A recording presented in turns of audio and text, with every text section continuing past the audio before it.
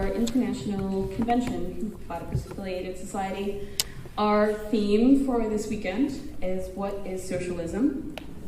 I thought I would just speak very briefly about why we chose the topic that we did before introducing our moderator, Danny Jacobs, who will be taking care of moderating this panel.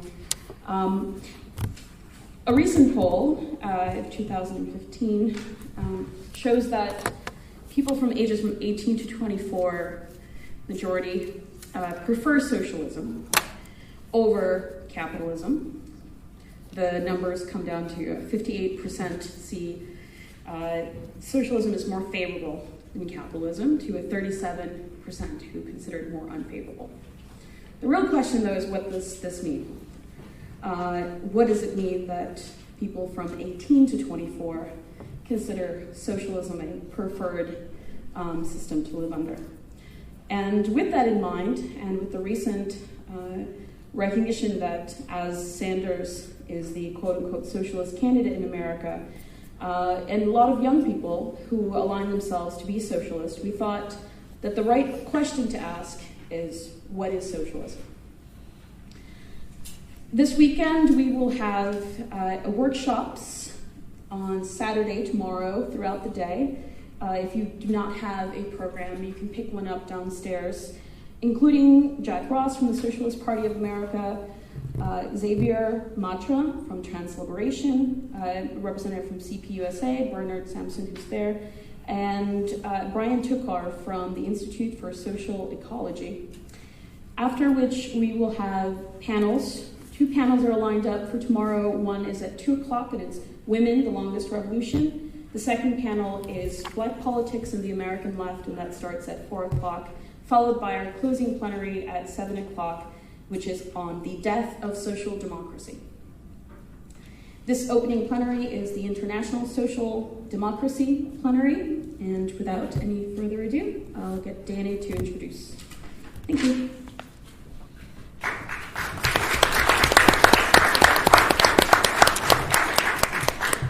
Good evening, everybody. I'm going to start by reading the description of the panel. International Social Democracy. This panel invites you to reflect on the history of social democracy from a leftist viewpoint. Such a perspective raises the specter of the Socialists' Second International, the Marxist political organization that led the workers' movement for socialism around the turn of the 20th century. In the US, this politics found its expression in Eugene Debs, a radical labor leader converted to Marxism in prison by reading the German Marxist Karl Kautsky. In Germany, in Rosa Luxemburg and Karl Liebknecht's Communist Party of Germany, inheritor of the Spartacus League's opposition to joining the German state's war effort during the First World War, and in Russia, most famously, in the capture of state power by the Bolshevik Party led by Lenin. Thus, the Second International gave rise to what is arguably the greatest attempt to change the world in history. The revolutions of 1917-1919 in Russia, Germany, Hungary, and Italy.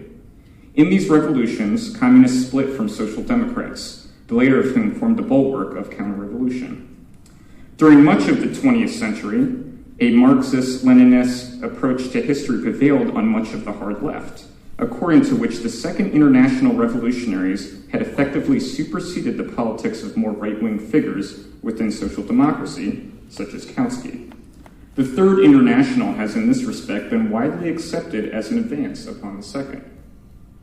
In the 1930s, the rise of fascism seemed to sideline the communist versus social democrat controversy. A generation later, after World War II, these same social democratic parties in the West engaged in wide-ranging reforms, while still opposing communism in the East. For a few decades of supposed convergence between East and West, it seems that the earlier evolutionary view of achieving socialism, contra-communist revolution, might be proven correct. But the new left in the West emerged in opposition to such reformism, in search of more radical politics. The new left saw itself as in keeping with the earlier revolutionary tradition, even with the significant changes offered to it. In the neoliberal era, however, the division between reform and revolution has been blurred, if not erased.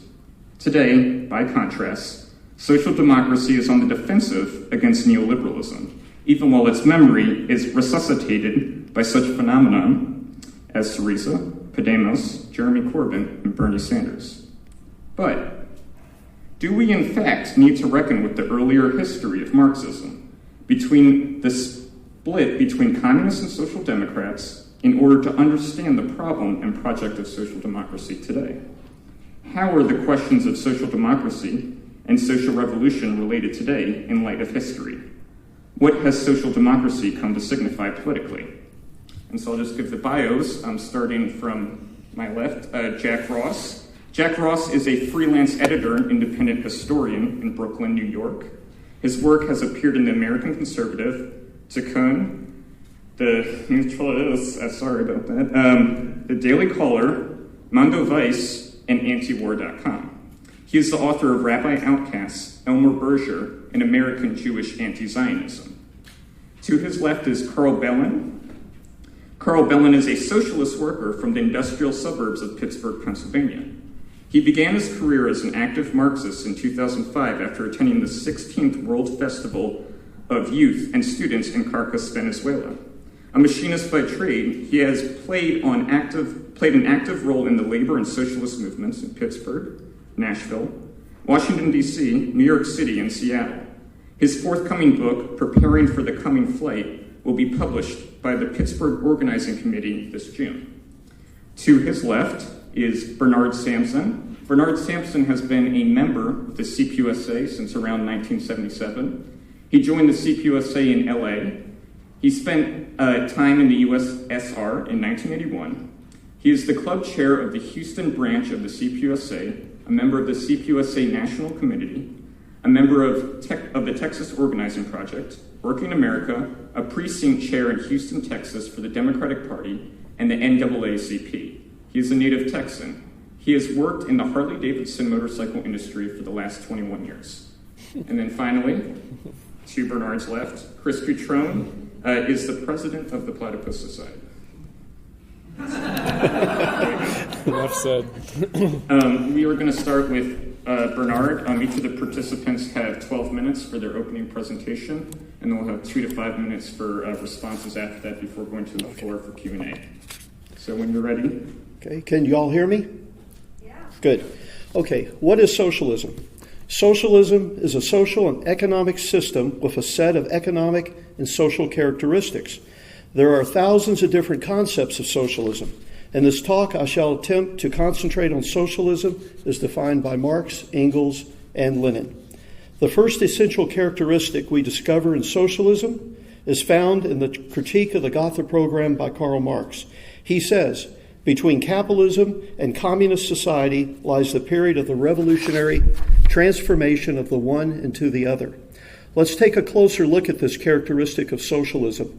Marx assumed that the transformation of the social economic system begins with capitalism, not primitive communalism or a slave-holding society or a feudalistic system. Rather, the feudalist system is semi-slave owning or semi-capitalist. Marx, in other words, assumed that a capitalist system must exist to accommodate the transformation of one system into another. To Marx, socialism is the transformation between capitalism and communism.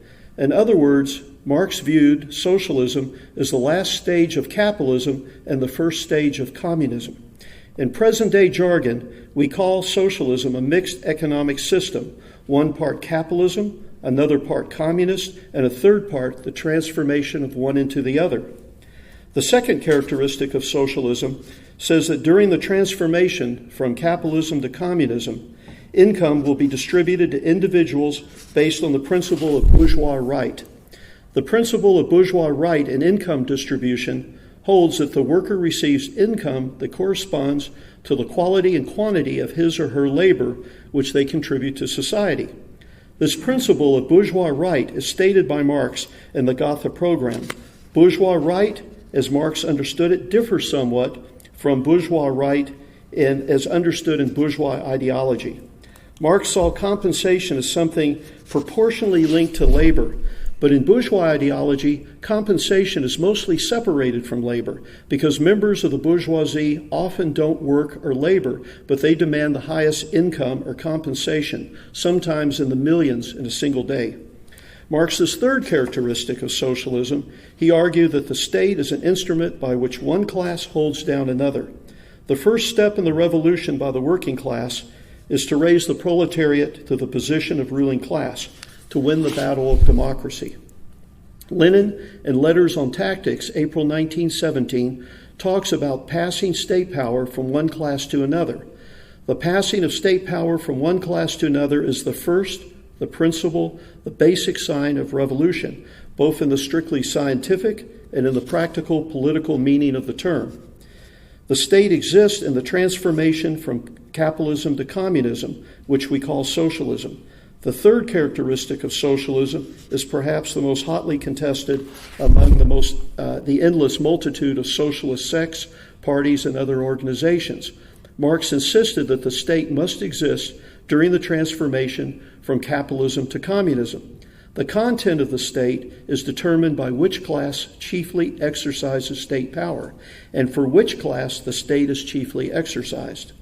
Marx in the Civil War in France argued that the state based on the 1871 Paris Commune would be most importantly proletarian in content and democratic in form. Marx said that the proletarian state that would operate in socialist conditions would correspond or accord with four principles. 1. The majority of its members were naturally working men and women or acknowledged representatives of the working class. 2. The commune was to be a working body, executive and legislative at the same time. 3. Like the rest of public servants, magistrates and judges were to be elective, responsible, and open to recall. And 4. All members of the commune, senior officials, etc., would earn workers' wages. Marx indicates that he agrees with the proletarian content of the state when the workers chiefly exercise state power and the workers chiefly exercise state power for the working class. Marx indicates that he agrees with the democratic form of the state when he demands that senior officials of the commune be subject to elections and recall. Karl Kautsky, in opposition to Marx, insisted that a bourgeois content of the state was the necessary condition for socialism. As cited in his 1918 pamphlet called The Dictatorship of the Proletariat, Kautsky argues that democracy is the only political form of the proletarian state. Lenin refuted Kautsky's insistence on the bourgeois content of the state in Lenin's book, The Proletarian Revolution and the Renegade Kautsky. Rosa Luxemburg differed from Kautsky on the content of the state to achieve the socialist program, but agreed with Kautsky on the democratic form being the only way to enact the socialist program. Lenin in State and Revolution disagrees with Rosa Luxemburg when he says the transition from capitalism to communism certainly cannot but yield a tremendous abundance and variety of political forms, but the essence will inevitably be the same, the dictatorship of the proletariat. Marx's fourth characteristic of socialism stated that the Communist Manifesto is that the proletariat will use its political supremacy to contest by degrees all capital from the bourgeoisie, to centralize all instruments of production in the hands of the state, i.e. the proletariat, organized as the ruling class, and to increase the total productive forces as rapidly as possible. There's been a lot of acrimonious discussion over the word degree. Some argue that degree means all capital has to be seized at one time, but others argue that the degree means that the capital will be seized in a measured way. Marx's fifth characteristic of socialism is that centralized planning will, by degree, replace the market economy. So all the working class needs to do is just catch up with bourgeois scope and depth of planning that already exists today in modern capitalism. In Capital, Marx argues that this is one characteristic of socialism that dominates the class struggle. Lenin picked up the idea in Marx's Capital.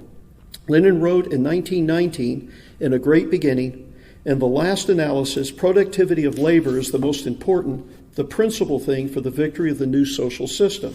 Capitalism created a productivity of labor unknown under serfdom. Capitalism can be utterly vanquished by the fact that socialism creates a new and much higher productivity of labor. This is a very difficult matter and must take a long time, but it has been started, and that is the main thing. So what happened?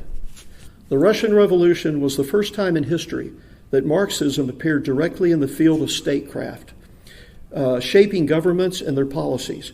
In 1917, Lenin represented the original thought of Marx, essentially unmodified. How did this change because of the Russian experience? Lenin, when he wrote What is to be Done, credited with the founding of the Bolshevik faction, recognized Kautsky and the German Party at that time as the most authoritative spokespeople of Marxism.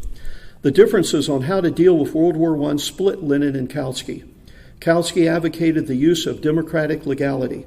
Lenin insisted on the open revolutionary assault on capitalism at the first big crisis of the war. Each claimed Marx as his authority, though Lenin was appealing to the more spontaneous and dynamic side of Marx. Lenin matured the idea after his break with Kautsky that the Russian Revolution could be made, given proper leadership, the prelude or trigger that would release the long-maturing German Socialist Revolution and propel the cautious Kautsky into action or out of leadership. With Germany plunged into the Socialist Revolution, Russia could then join the most massive European landmass to the one most advanced economically, in an unbeatable combination that would carry socialism to all Europe. Lenin never considered the possibility of socialism in Russia alone. Such an idea was never mentioned by a serious Russian leader until Stalin advanced the slogan, Socialism in One Country, in 1926, 2 years after Lenin's death. For Lenin, in 1917, the Russian Revolution was to be proclaimed socialist, not because Russia taken alone was right for such a step, but because it would trigger the German Socialist Revolution. Marx and Engels formulated such an idea a third of a century earlier, and there is little doubt that Lenin was influenced by these articles. This theory of revolution in Russia triggering one in the West was spelled out in the preface to the 1882 Russian edition of the Communist Manifesto. Thus, Lenin's theory in 1917 was fully in the spirit of Marx and didn't challenge any of his theories. The most advanced industrial country in the world remained the base of strategy, and there was no hint of shifting this base. On the contrary, an open declaration that the headquarters would shift from Moscow to Berlin at the earliest possible moment. Lenin's strategy was quite new and unfamiliar even to his own party. It took the Central Committee several months to be won over to his position. Even the most casual readings of Lenin's writings and speeches during 1917 to 1920 reveals that he was completely depending on the quick arrival of the German Revolution. Many times he repeated the thought, quote, if the German Revolution does not come in, we are doomed, end of quote. Only after it was clear that this wasn't going to take place did he think it might be postponed for no more than a decade or two. He then looked for answers to hold on until the German Revolution would finally come to the rescue.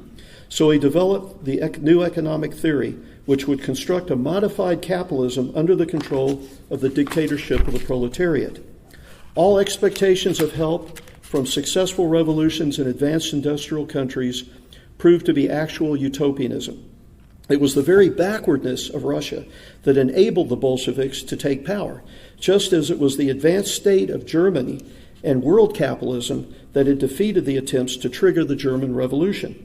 So Lenin became a revisionist of Marxism only under this extreme pressure of history.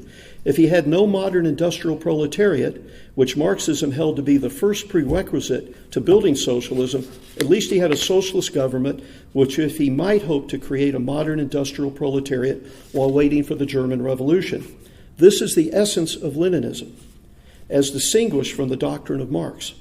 All else that has been later incorporated into the Leninist doctrines that departed fundamentally from Marxism came after Lenin's death and constituted the first phase of Stalin's regime.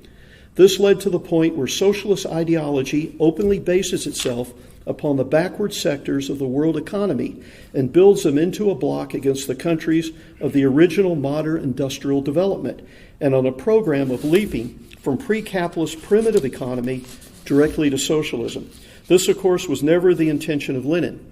So after Lenin's death, realizing the road westward had been blocked, the Russian leadership was plunged into an inner struggle over the way out of this dilemma. Events took their course regardless of dogmas. The dogmas were maintained regardless of events.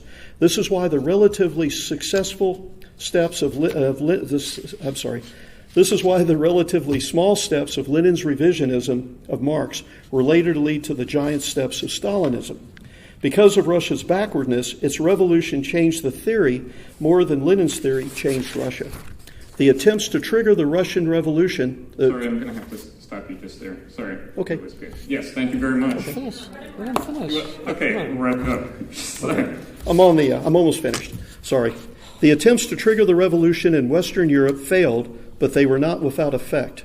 What they released was counter-revolution that was to be known as fascism. So where the communists looked for help in the West, they were confronted by a deadly enemy, sworn to exterminate them. Stalin's socialism in one country won because the Soviet Union had been looking outward too long and too vainly. And Stalin was the first leader who clearly and loudly said that Russia came first. Lenin always considered himself a Marxist. It was Stalin who turned Marxism into Marxist-Leninism, a dogma to justify his version of Marxism. That's it.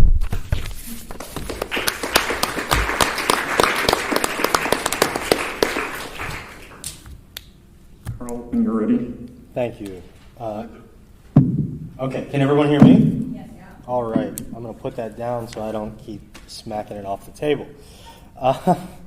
Well, comrade moderator and comrades, I think I'll start with some thoughts that Bernard's speech or opening statement gave me.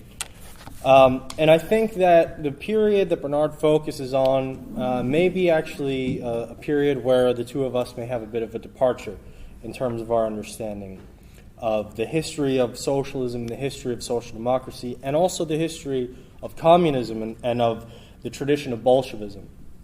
The age of imperialism, that is the age of capitalist domination of foreign markets and capitalist wars and inter-imperialist rivalries, also gave us onto the scene a wholly developed capitalism and a wholly developed capitalist state throughout much of the world, including Europe and here in North America.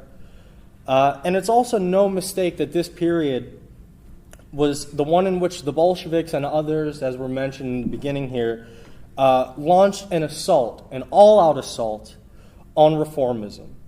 Europe in the late 19-teens was not just a killing field for young men, but it was also a killing field for ideas.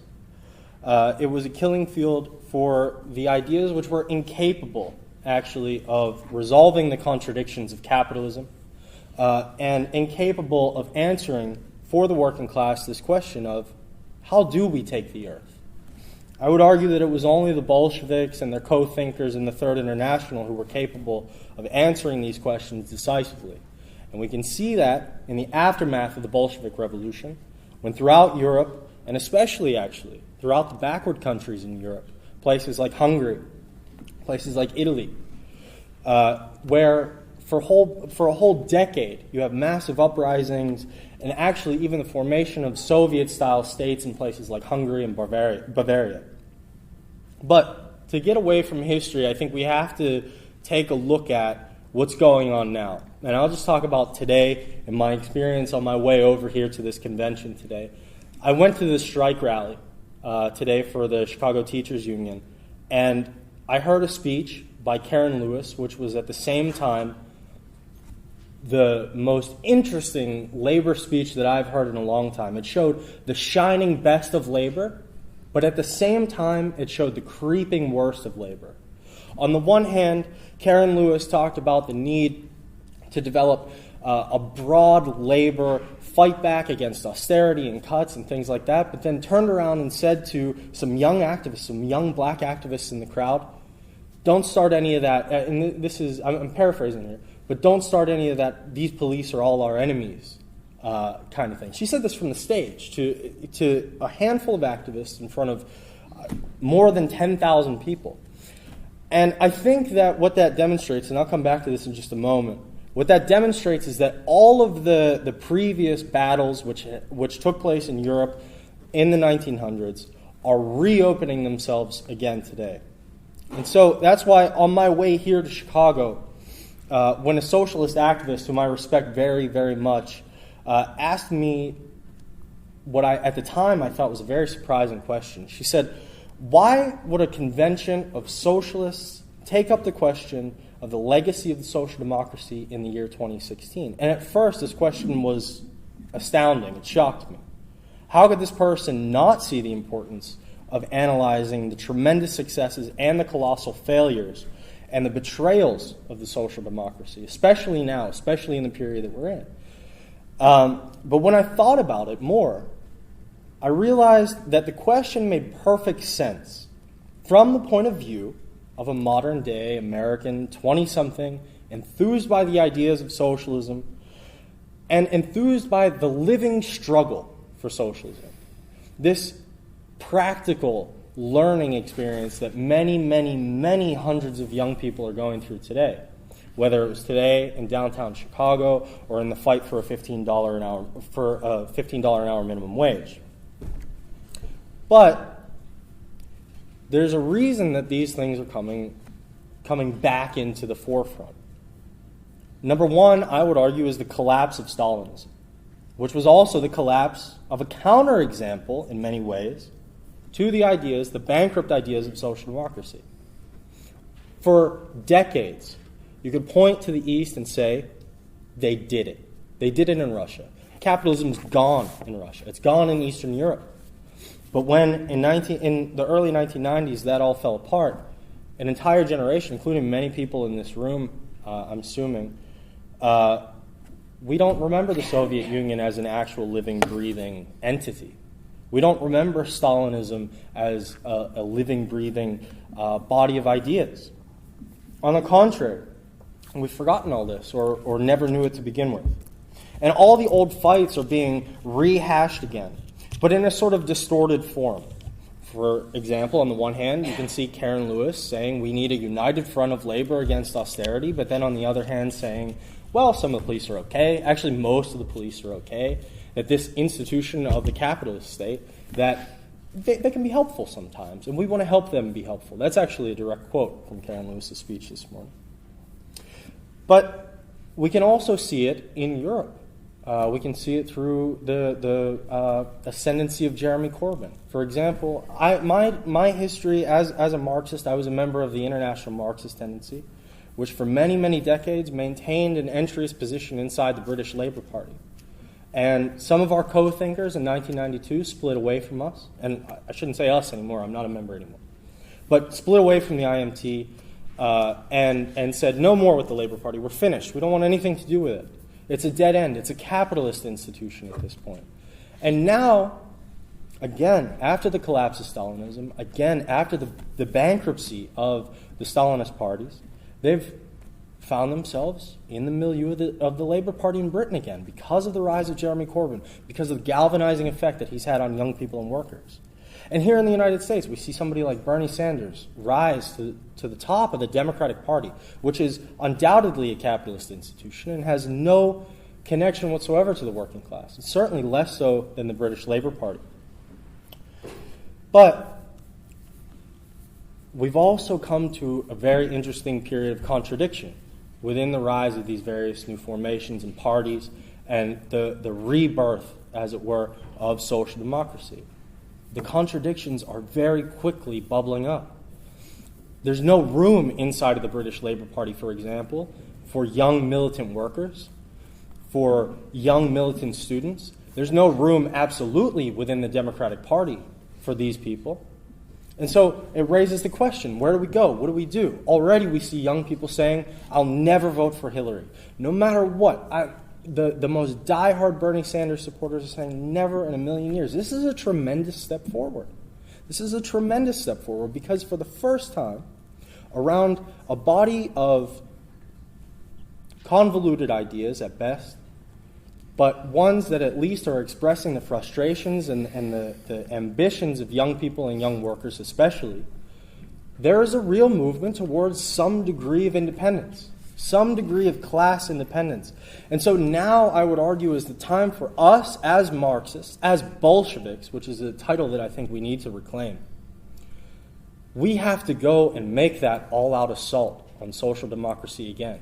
Not just in the form of polemics and not just in the form of newspaper articles, which I think are terrific and an absolutely important part of dispelling the myth of social democracy, dispelling the lies of social democracy, but also in the trenches of the social movements, in the trenches of the labor movement, in union meetings, At the rally today in downtown Chicago, there has to be a contingent of active revolutionary forces who are capable of pointing the direction forward.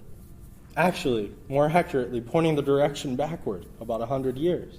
Say that we've gone through all this before, and as a matter of fact, and I'll end on this note, that all of these old arguments which are being rehashed today, all of them were raised in a much better fashion 100 years ago, with a much more competent spokesman for reformism. People who could actually point to the ascendancy of capitalism, the rising standards of living for working class people in Germany and Britain and France and in the United States. Those days are over. There's no more room for social democracy. Those contradictions of capitalism have made it impossible for any sort of reformist ideas to have any breathing space. But it has also made the terrain very, very ripe for a revolutionary tendency and for a revolutionary perspective within these growing social movements. The 10,000 people on the streets of downtown Chicago today, armed with a Bolshevik program, we could have had a Chicago commune, let alone a Paris commune. But what I'd like to end on is just this. 100 years ago, or more now, revolutionary socialism put its mark in the sand. And in doing so, it left reformism in the past where it belonged. And for a whole period, reformism was tremendously weakened. Now we have the opportunity to develop an actual Bolshevik program, model, and method for the working class in all countries to adopt. And I would encourage everyone here to take part in that. Thank you.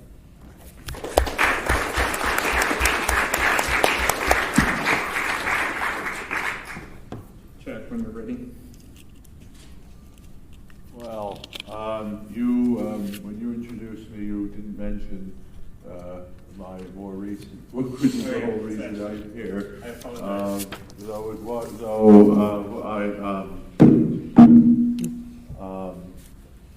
The lady who introduced us first may have inadvertently spoken to the irony when may have inadvertently spoken to the lady who introduced him may have inadvertently spoken to the irony when she said my affiliation is the title of my book, The Socialist Party of America, an organization that hasn't existed for several decades. So I'm not entirely sure where to begin. I was led to believe that the panel was specifically on the question of what is the future, is there a future for social democracy?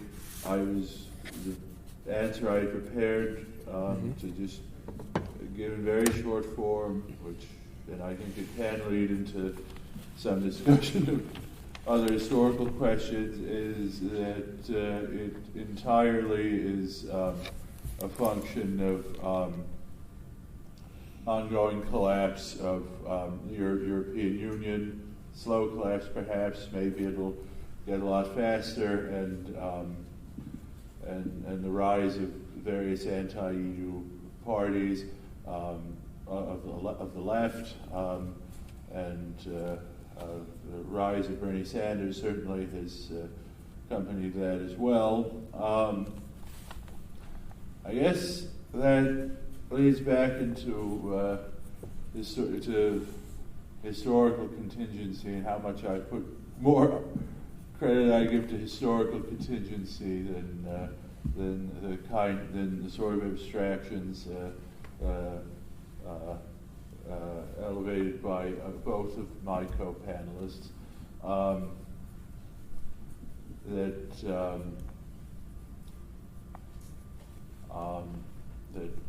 Bolshevism, revolutionary, well, if you wanted to just talk about revolutionary socialism before the Russian Revolution, or what called itself that, I mean, in very many cases, Germany was perhaps the exception that proved the rule, and I would even argue that even tells you something about the nature of the First World War.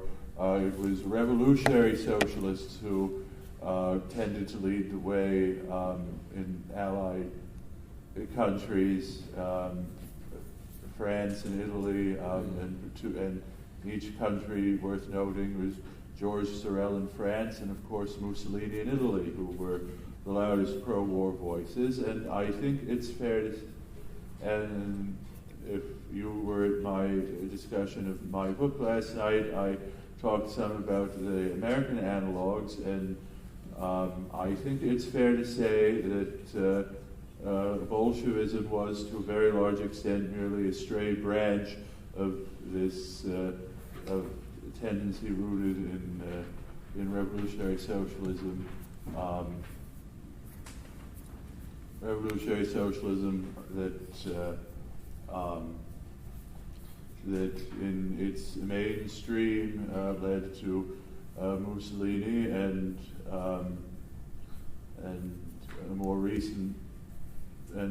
recently perhaps to neoconservatism. Now, let's leave that to the question: what was social democracy? The most powerful social democratic party before World War I was in Germany, and Germany did lose, and Germany was defeated, and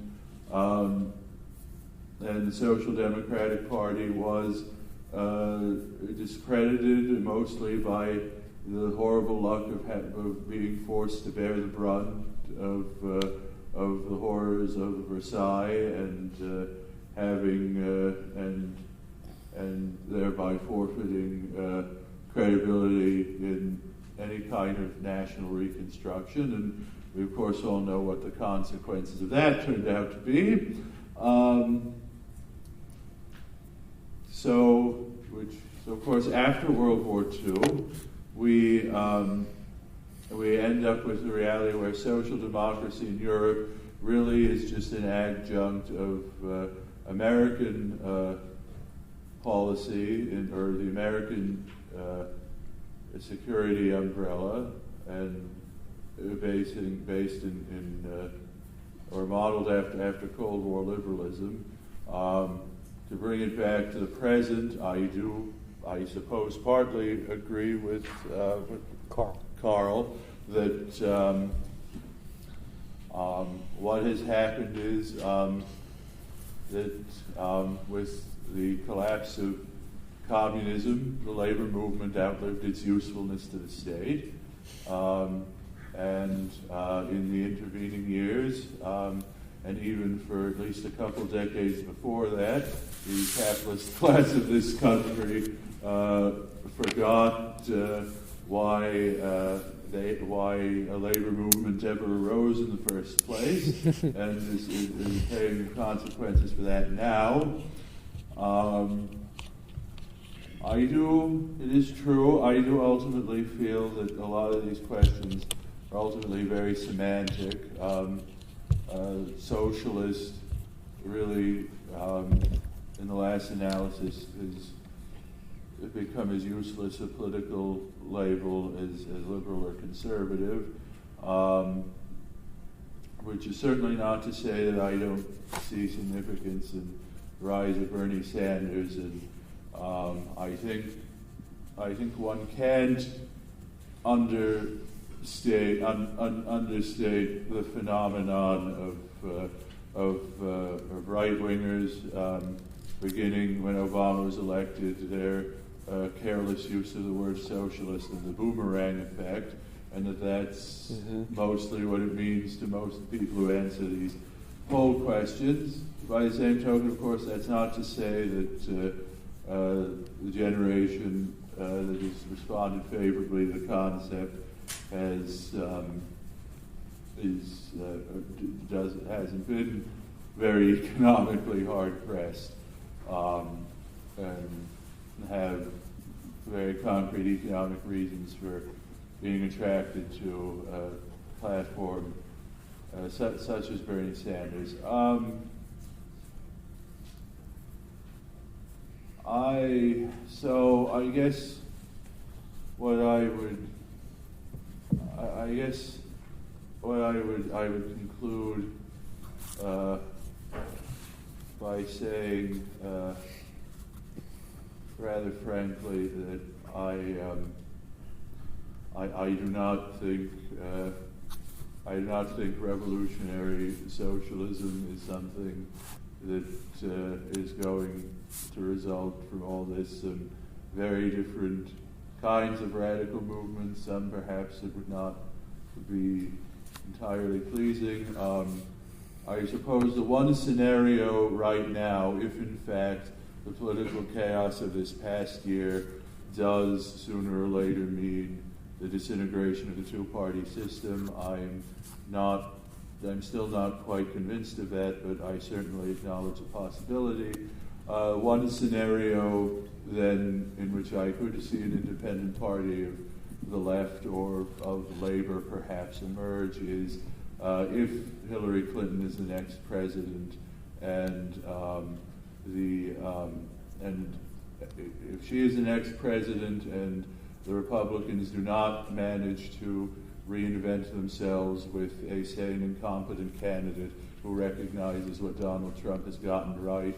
But if Hillary Clinton is the next president, and barring that, then I think there definitely could very easily be an opening for a break with the Democratic Party. I certainly expect that to be as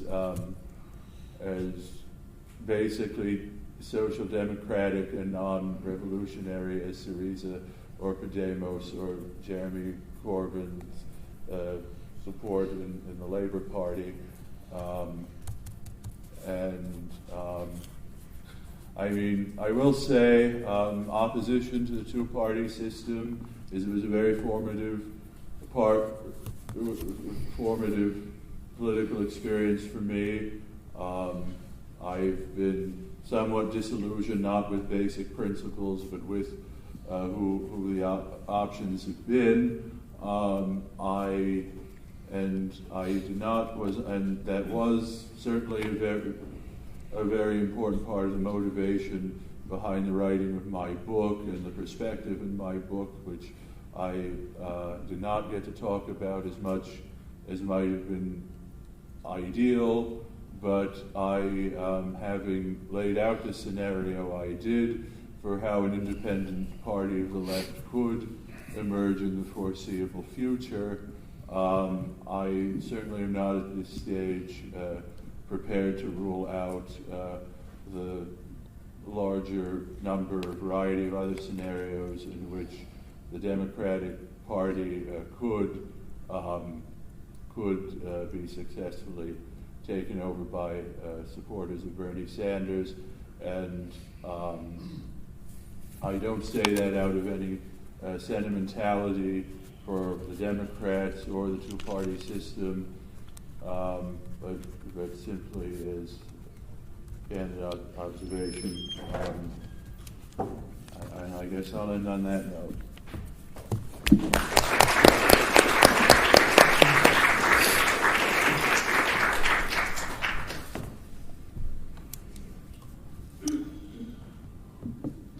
All right. I would like to begin by addressing some key terms for our discussion, some of which was already discussed in the preceding presentations. Communism, I take to be an ancient concept of the community sharing everything in common. It has its roots in religious communes. Socialism, by contrast, is a modern concept that focuses on the issue of society, which is itself a bourgeois concept. Marx sought to relate the two concepts of communism and socialism to capitalism. Social democracy is a concept that emerged around the 1848 revolutions, which posed what was at the time called the social question, namely the crisis of society evident in the phenomenon of the modern industrial working class's conditions.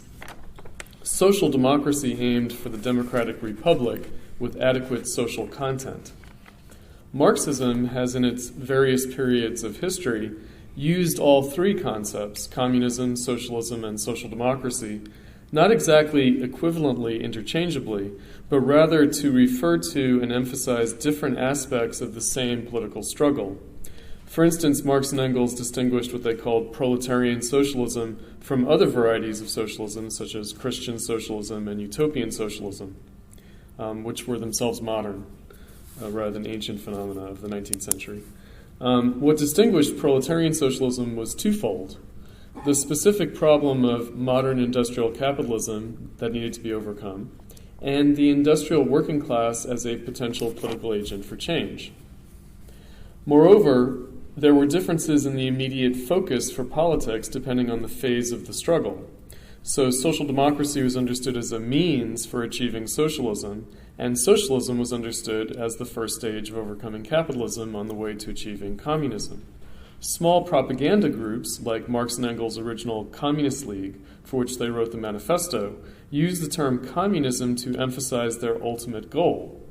Later, the name Socialist Workers' Party was used by Marx and Engels' followers in Germany to more precisely focus their political project specifically as the working class struggling to achieve socialism. So where did the term social democracy originate, and how was it used by Marxists, by Marx and Engels themselves as well as their immediate disciples? The concept of the social republic originates in the Revolution of 1848 in France, specifically with the socialist Louis Blanc, who coined the expression, from each according to his ability to each according to his need, to describe the goals of the society to be governed by the democratic republic. Marx considered this to be the form of state in which the class struggle between the workers and capitalists would be fought out to conclusion. The essential lesson that Marx and Engels learned from their experience of the Revolution of 1848 in France and Germany, as well as more broadly in Austria and Italy, was what Marx, in his 1852 letter to his colleague and publisher Joseph Weydemeyer, called his only original discovery, namely the necessity of the dictatorship of the proletariat, or as he put it in his summing up report on the revolutions of 1848, in his address to the Central Committee of the Communist League in 1850, the need for the revolution in permanence, which he thought could only be achieved by the working class taking independent political action in the leadership of the democratic revolution. This was a revision of Marx and Engels' position in the earlier Communist Manifesto on the eve of 1848, which was to identify the working class's struggle for communism with the democratic revolution. They claimed that communists do not form a party of their own, but work within the already existing small d Democratic Party. Now, after the experience of the failure of the revolutions of 1848, Marx asserted the opposite, the necessary separation of the working class from other democratic political currents. What had happened to effect this profound change in political perspective by Marx and Engels? Marx had come to characterize the failure of the revolutions of 1848 in terms of the treacherous and conservative reactionary role of what he called petty bourgeois democracy, whom he found to be constitutionally incapable of learning from their political failures and the social reasons for their failures. The historical horizon for petty bourgeois democratic discontents in the social crisis of capitalism was too low to allow the contradiction of capital to come within political range of mere democracy, no matter how radically popular in character. The problem of capitalism was too intractable to the ideology of petty bourgeois democracy. The problem of capitalism exceeded the horizon of the French revolutionary tradition, even in its most radical exponents, such as Gracchus Babeuf's Jacobin conspiracy of equals. Such democracy could only try to put back together, in essentially liberal democratic terms, what had been broken apart and irreparably disintegrated by industrial capitalism. This was not merely a matter of limitation in so-called class interest or position, but rather the way the problem of capitalism presented itself. It looked like irresponsible government, political hierarchy, and economic corruption, rather than what Marx thought it was, the necessary crisis of society and politics in capitalism, the necessary and not accidental divergence of the interests of capital and wage labor in which society had been caught. Capital outstripped the capacity for wage labor to appropriate its social value. This was not merely a problem of economics, but politically went to the heart of the modern democratic republic itself. The petty bourgeois attempt to control and make socially responsible the capitalists and to temper the demands of the workers in achieving democratic political unity was hopeless and doomed to fail. But it still appealed nonetheless, and its appeal was not limited to the socioeconomic middle classes, but also, and perhaps especially, appealed to the working class, as well as to enlightened progressive capitalists. The egalitarian sense of justice and fraternal solidarity of the working class was rooted in the bourgeois social relations of labor, the exchange of labor as a commodity. But industrial capital went beyond the social mediation of labor and the bourgeois common sense of cooperation.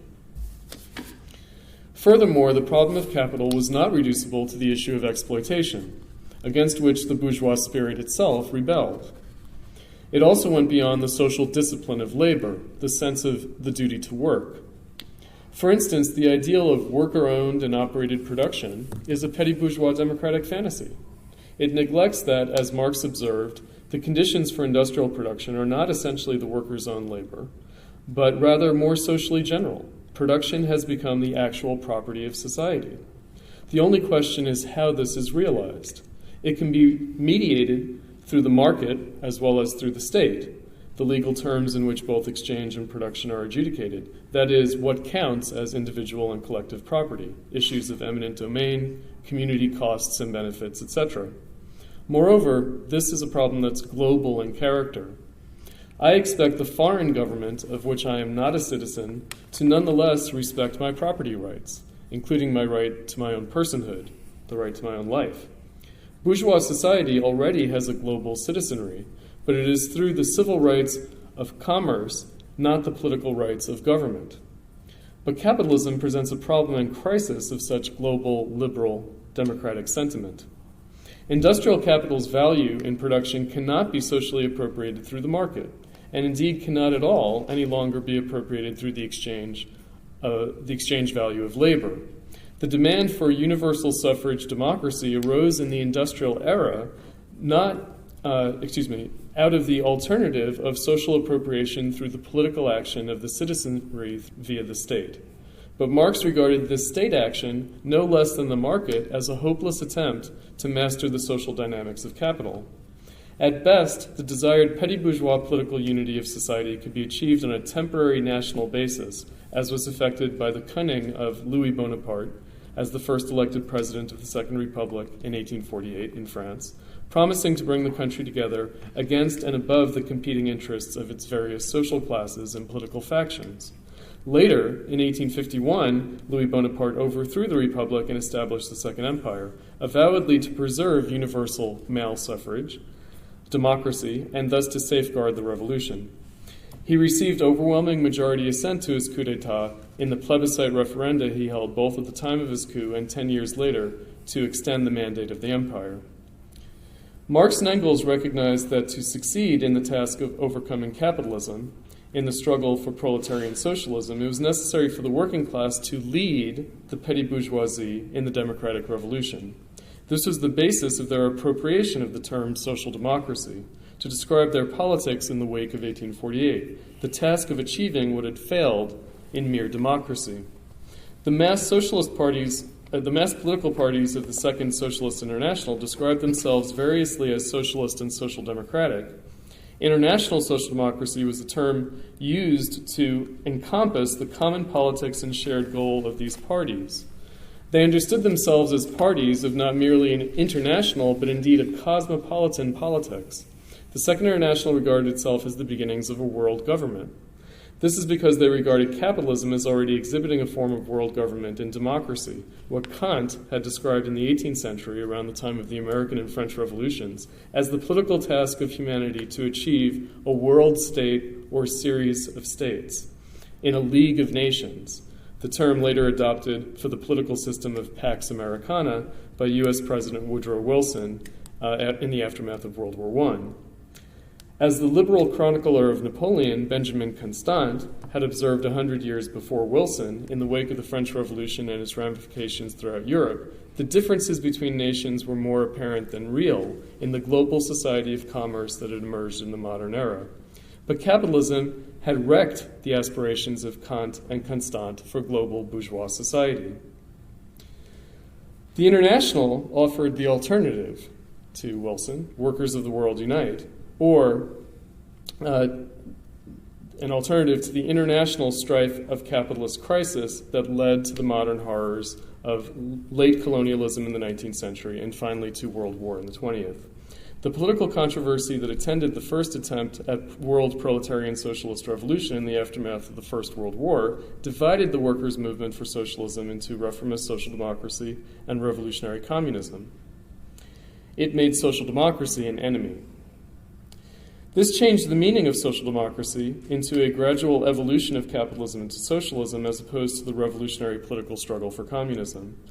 But what was of greater significance than revolution that was sacrificed in this redefinition was the cosmopolitanism of the socialist workers who, up till then, had assumed that they had no particular country to which they owed their allegiance.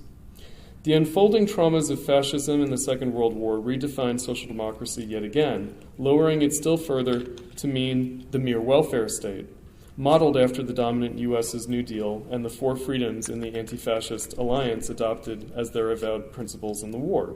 It made the working class into a partner in production, and thus avoided what Marx considered the inevitable contradiction and crisis of production in capitalism. It turned socialism into a mere matter of distribution. For the last generation, since the 1960s, this has been further degraded to a defensive posture in the face of neoliberalism, which, since the global crisis and downturn of the 1970s, has reasserted the rights of capital.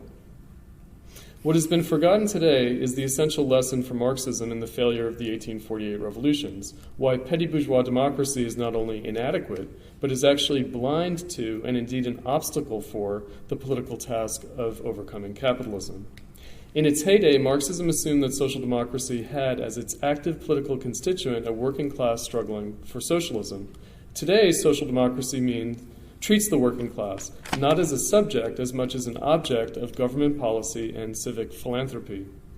Through social democracy as it exists today, the working class merely begs for good politicians and good capitalists. But it does not seek to take political responsibility for society into its own hands. Without the struggle for socialism, with the immediate goal of the dictatorship of the proletariat, the working class becomes merely a partner in production at best and an economic interest group at worst. This is what the liquidation into petty bourgeois democracy means, naturalizing the framework of capital. International social democracy once meant the means for achieving the dictatorship of the proletariat. Without this as its goal, it has come to mean something entirely different. The working class has deferred to those it once sought to lead. The specter of communism that Marx and Engels thought haunted Europe in the post-industrial revolution crisis of capitalism in the 1840s continues to haunt the entire world today, after several repetitions of the cycle of bourgeois society come to grief. But not as a desired dream misconstrued as a feared nightmare, but rather as the evil spirit that doesn't fail to drive politics, no matter how democratic, into the abyss.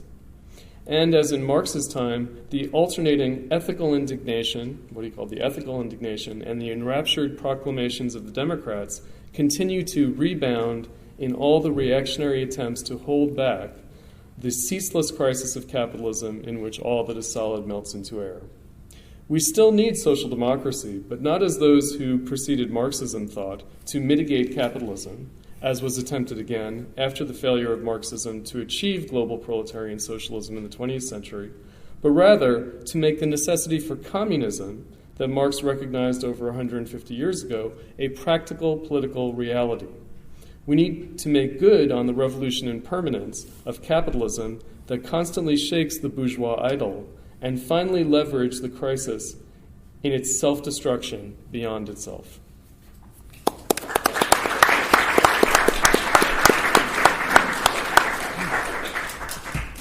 Before we go to responses, I'm just going to read the questions one more time.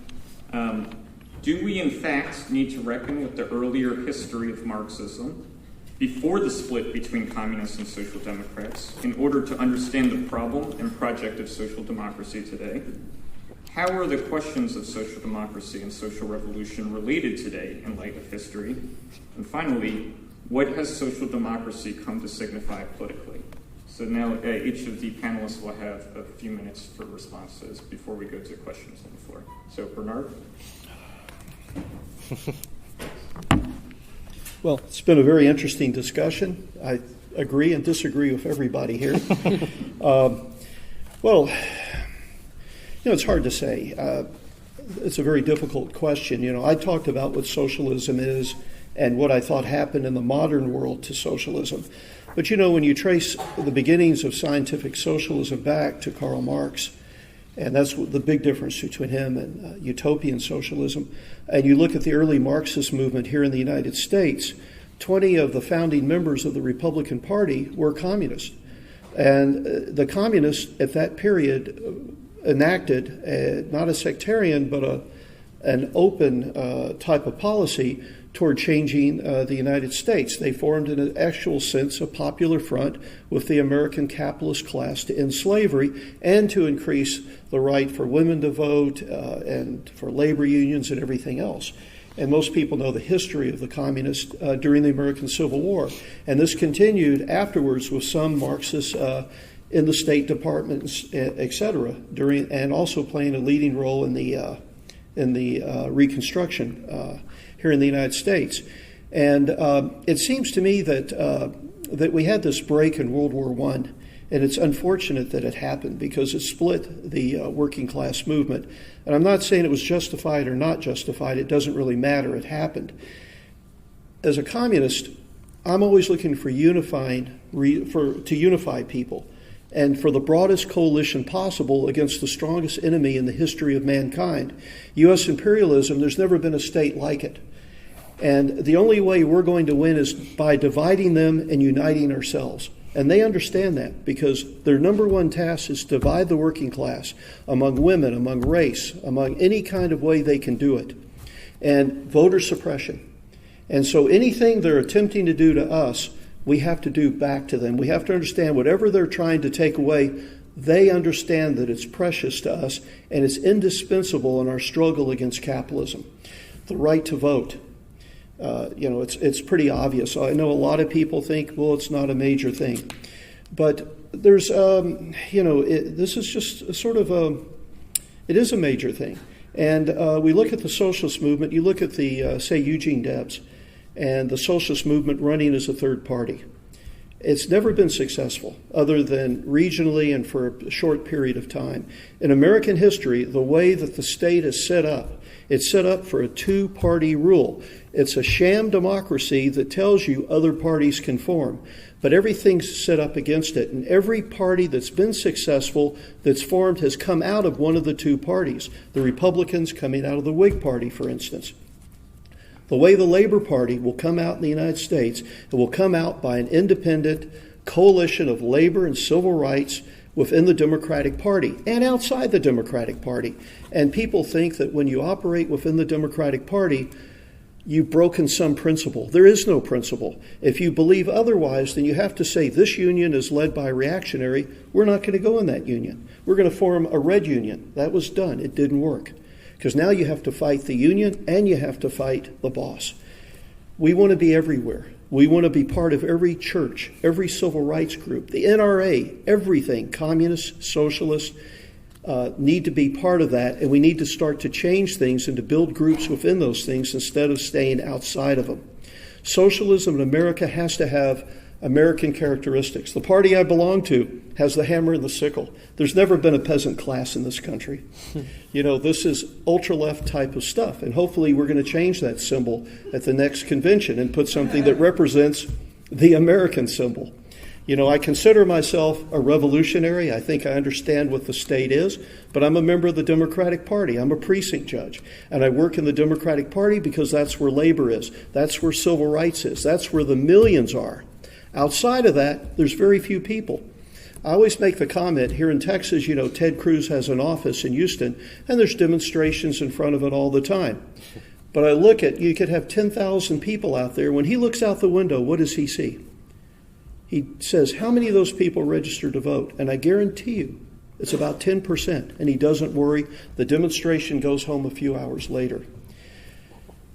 We can't reinvent the wheel. Bernie Sanders made a decision as an independent to run in the Democratic Party. The Communist Party set up the first website for Bernie Sanders in 2014 in November in Houston, Texas, to help him win. We called a senatorial office, and we told him there is support for you to do that. Bernie Sanders is not a Democrat. He is an independent socialist. I don't agree with everything Bernie Sanders says. And by the way, the Communist Party has not endorsed Bernie Sanders. We don't endorse anyone except our own candidates, but we're working within that coalition, and we're helping to build it because Bernie Sanders, halfway through this campaign, has already registered 6 million votes. Eugene Debs didn't come close to it. No socialist ever can. As we all know, the definition of insanity is doing the same thing over and over again and expecting a different result. We've been through it. The Socialist Party, the Communist Party, every party. And the thing that seems to work is what Bernie Sanders is doing. And we're part of that. We're trying to build an independent movement with millions of people changing the consciousness of the United States. Now, we'll fight within that movement for what socialism means and the direction we want to go. But we're not going to go against the vast majority of people. And we're an independent organization. This is the first presidential candidate that's asked for a grounds-up organizing group by millions of people and wants it to stay if he's elected president. You know, this didn't happen with Obama. This is something totally new. It's a pragmatic decision to be in the Democratic Party. Look at the Green Party. They're in 31 states. Are they going to win the election? No. Are we running in elections to win state power? Or are we running elections just to give out propaganda? That's the thing we have to make a decision about. I don't know about y'all. I want state power. And I do not believe that the bourgeois state, by the way, can be used to bring about socialism. It has to be dismantled, what they were attempting to do in Venezuela and what they've done in other countries. But to get there, we have to have some forms of state power. Right now, the right and capitalism is extremely strong in the United States, and the left, even with the Bernie Sanders campaign, is still extremely weak. So we have to take advantages of all the differences. We have to form the broadest coalitions, and that includes the differences that exist within the bourgeoisie class. And so that's sort of my perspective of what we need to do in these early steps toward changing the class structure of the state. And, I just don't think that the stuff that we've tried in the past has worked. I don't think it's going to work today. But when we see success in front of us in the Bernie Sanders campaign, we shouldn't ignore it. We should try to analyze it, learn from it, become part of it, and help guide it to where it needs to go. Thank you. I think it's going to be a pretty common theme on the panel that each of us will have agreed and disagreed with each of the other persons on the panel. And it's certainly true for me too. And I think that there are a number of questions which I think were raised in the discussion so far, but a couple I would like to address in particular. And the first is this question of abstractions that Jack posed in his remarks. And I don't think that there's anything abstract whatsoever about the success of the Bernie Sanders campaign. I don't think that there's anything abstract about the 10,000 people on the streets of Chicago today. I don't think that there's anything abstract about the fact that the majority of the people under 30 in Romania think that life was better under Stalinism than it is under than it is under capitalism today. These are concrete questions which demonstrate a clear and decisive break with the status quo. And it's a developing and maturing process. It's a maturing break. And the point that Bernard just raised about Venezuela, I think, is a particularly important one. I was in Venezuela for the height of the revolution. In 2005, the first declaration of the so-called Bolivarian Socialist Republic of Venezuela. And within a few short years of a continuous dual power situation, which is something that I think has to be discussed on this panel, is this question of dual power also, which I'll get into in just a second. But after a continued period of that, and really only making half a revolution in Venezuela, not confronting the questions of capitalism, not confronting the questions of imperialism, which dominate the country, that we've seen the degeneration, actually, of the parties and institutions and trade unions that the working class set up in a period of intense struggle. As a matter of fact, to paraphrase Trotsky when talking about the Spanish proletariat, the Venezuelan proletariat could have made 10 revolutions in the last period. And again, this brings me back to this question of dual power. Right? And Jack said maybe this can happen, or maybe that can happen to make the decisive break for a workers' party or a revolutionary upheaval. But it is happening. Just like anything else, it's a process. It's a process in society. And one that sometimes happens on a molecular level. Sometimes happens on a level that can't be immediately quantified, or the future implications of that process can't be immediately quantified. But it's happening. And that's why I agree, actually, with Bernard. I think anybody who calls himself a socialist but doesn't engage with the people who are around the Bernie Sanders campaign is a dabbler at best. And anybody who calls himself a socialist but waters down their program in order to appease the sort of milieu that dominates the Bernie Sanders campaign is also a dabbler, and more so is actually a faker and a traitor. I argue that we need to have a transitional approach, a methodical approach towards the development of the development of the consciousness of the working class. We can't club working people over the head with this absolute maximalist program. And in the same way, we can't water down our program for the sake of popularity.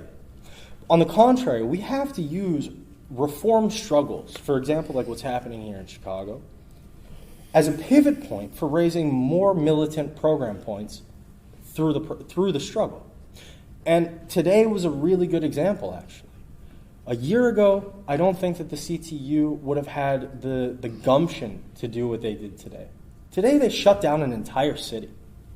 For regular working people across the city, it was impossible to get anywhere. And I can tell you that because I walked most of the way here. And I think this goes to the question of what tools do we use, right? And Bernard, you raised the question of, what do we say, for example, about, a trade union that's under a reactionary leadership?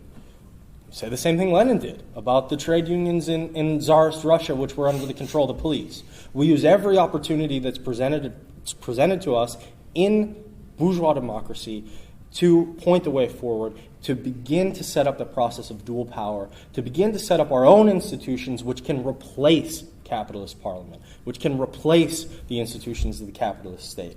That began to happen in Venezuela, it began to happen in Paris, and it reached its culmination in Petrograd in 1917. The decisive question, the concrete question is, who won? The Bolsheviks won. Their program won. And it was the methods that they used. It was the development of their institutions, their parties, their organizations, the consciousness of the workers. It was that long march of the Bolsheviks that led to that victory. I'll leave it there. Okay. Well, I guess I have to be the cynic. I feel like both, whether it's Karl's old-time religion or Bernard, a generation less old, Popular Front version, I mean, I think Karl misunderstood what I meant by abstraction. Certainly, the historical forces, what's happening politically in this country and other countries today, these are not abstractions. I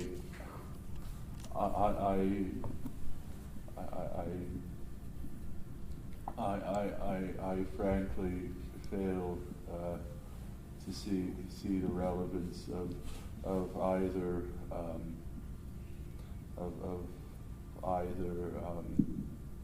the really old-fashioned Bolshevism, or even or even recycled Popular Front politics and understanding, or organizing, or is it? I mean, I do. These are not the organizing principles of labor movement or youth movements of today, and maybe I should have a better answer to what is. I'm not sure I do. I don't think. I don't think I'm myopic about the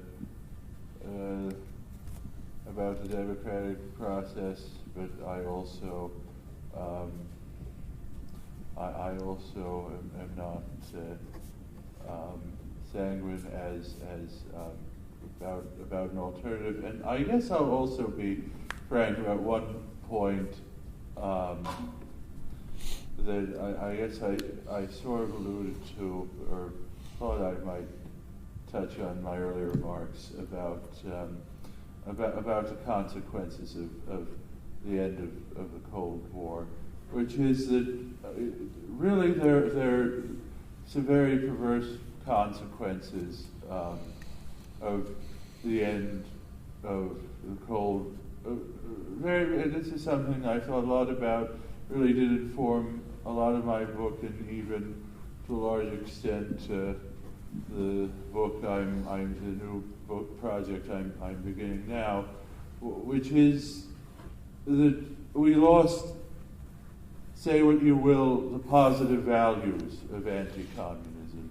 That however idealized the belief in basic liberalism and in basic values of civil liberty and a free society, and and how much that could potentially be lost in any kind of left-wing movement. I will say I've had some discussions since I started talking to members of Platypus yesterday about differences with Jacobin magazine and at least on a deep on an essential level, I think we share a lot of the same criticisms of what contemporary liberalism or progressivism has become, and I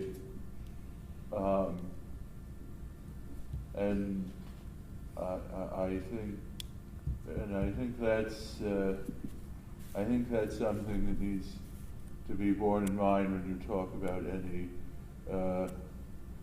revolutionary, or even, I suppose, the Popular Front style, or trying to use organizing principles from the past that,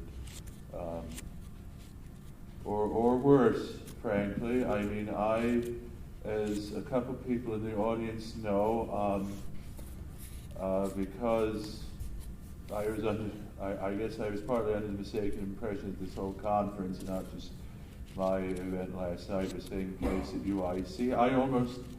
I didn't want to come after what happened at UIC shutting down the Trump rally. I mean, I think there needs to.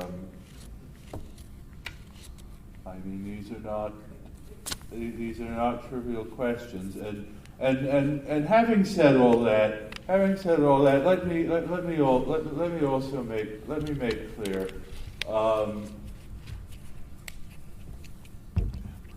There's certain. I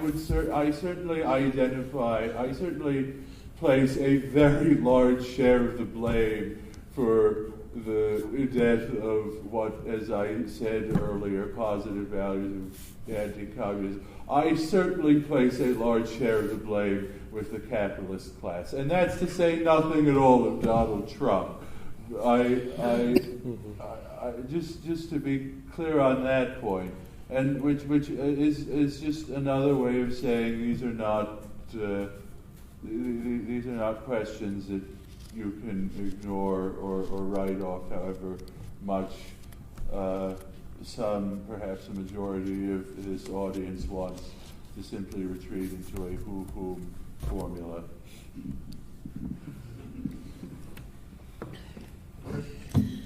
All right, I guess, I tried to, just channel the 19th century, but I guess I'm going to have to say something about the Sanders campaign since... it's unavoidable. It's unavoidable. I mean, actually, I've written a little bit about it, but I've tried to be, as taciturn as possible. The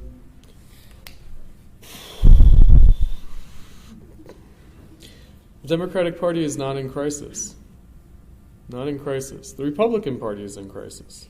The Republican Party is in crisis. The Democratic Party is not in crisis. What Sanders has said he wants to do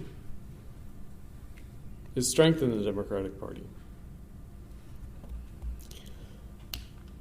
Whether or not he's a Democrat, what that even means, what are these political parties anyway? Sanders is not being defeated by the Democratic Party tops.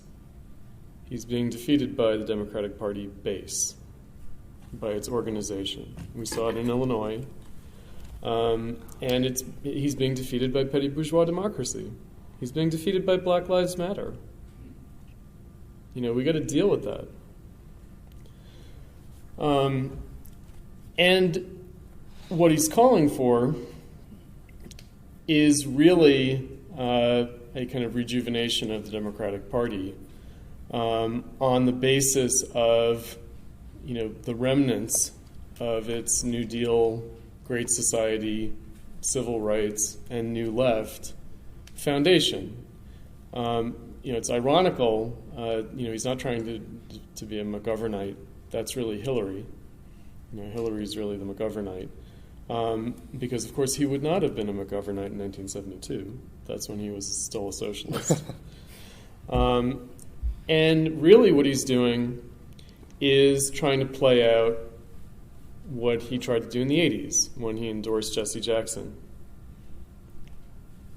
And again, the Jesse Jackson campaign was not a crisis for the Democratic Party. Not at all. And there's no essential discontinuity between the Jesse Jackson campaigns and Bill Clinton's eventual victory in 1992. There isn't. Right? This is a myth that the left has spun for itself with regard to supposed different forces within the Democratic Party and trying to split the Democratic Party, its working class base. I would say the degree to which the Democratic Party has a working class base, that working class base is not a proletarian base. It's a petty bourgeois democratic base. It's based on Cold War unionism. It's the George Meany labor movement. Right? So what you have is not a left and a right in the Democratic Party. What you have is various different right-wing factions in the Democratic Party. All respect to the failed history of red unionism, the labor movement would have to be really radically reconstituted. And the Democratic Party is not going to be a vehicle for that. And the labor movement's support of the Democratic Party is also not going to be anything but an obstacle to that. So it's not about going out and forming new unions necessarily. But certainly what the old Socialist Party tried to do, namely take over the AFL and change it into something completely different. They tried to do industrial unionism before the CIO. That's what Debs tried to do. Something like that would have to happen. So it's not about, okay, you got to work within and deal with these supposedly left-moving forces. I would say that the Sanders support is only as good as the Sanders campaign, meaning I have my doubts about where it will go after either the convention or if he's the nominee in November. He could be the nominee, he could win the presidency, But then again, one way or the other, whether he wins or loses, this summer or whether he wins or loses in November, I'm not sure that an electoral campaign is any basis for a new politics. So I'll just put it there. And now we're going to go to questions from the audience. Divya will be walking around with a microphone. Yes, if you have a question, put your hand up, or also maybe go to the aisle. So it's easier.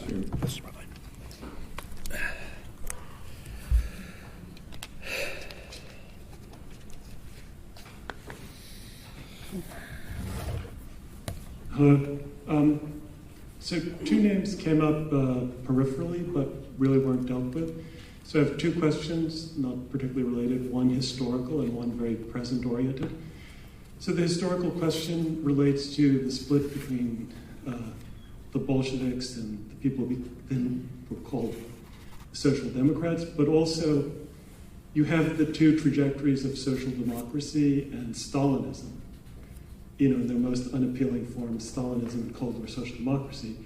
But the question of Trotskyism and the political struggles within the Soviet Union in the 1920s, and then the Trotskyist tradition wasn't really dealt with.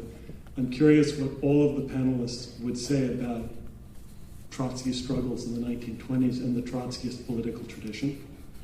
And my present question is, Bernie Sanders was mentioned, and what would happen if Hillary Clinton won? Well, what would happen in the view of the people on the panel if Donald Trump is the next president of the United States?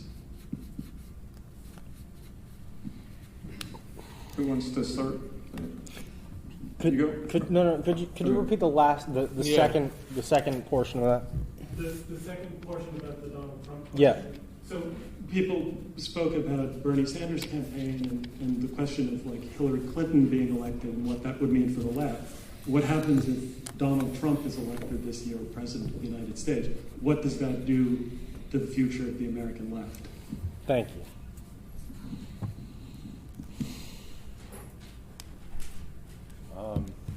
Maybe I'll go first, or begin by answering the second question first. I did want to respond to what Chris had to say about Bernie Sanders. I actually agree with a lot of what he had to say, if from a somewhat different point of view. I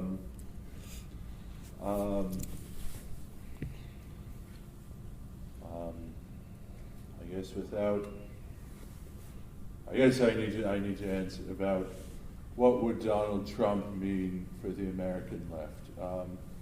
I guess I should preface this by saying whether it's Dissent magazine or Workers' World Party or anyone in between, I generally cannot stand anyone speaking broadly and abstractly of the left in such what does this mean for the left kind of terms. That said,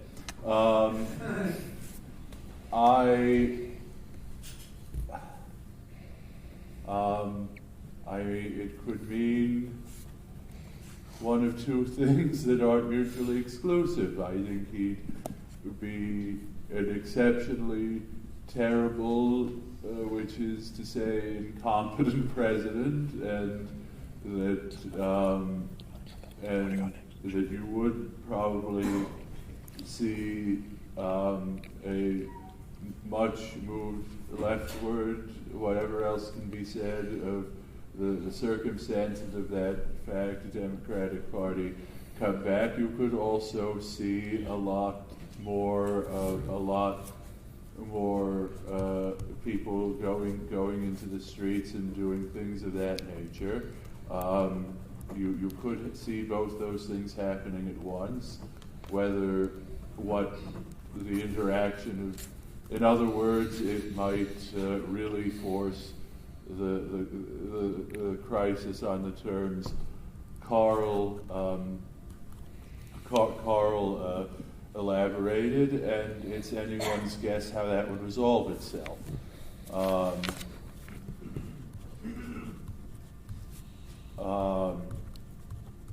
as I guess to just say a few points about what Chris said about Bernie Sanders' campaign. I actually had an article where I made this point.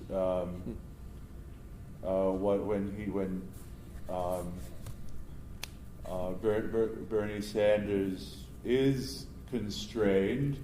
I think what's not said or acknowledged when people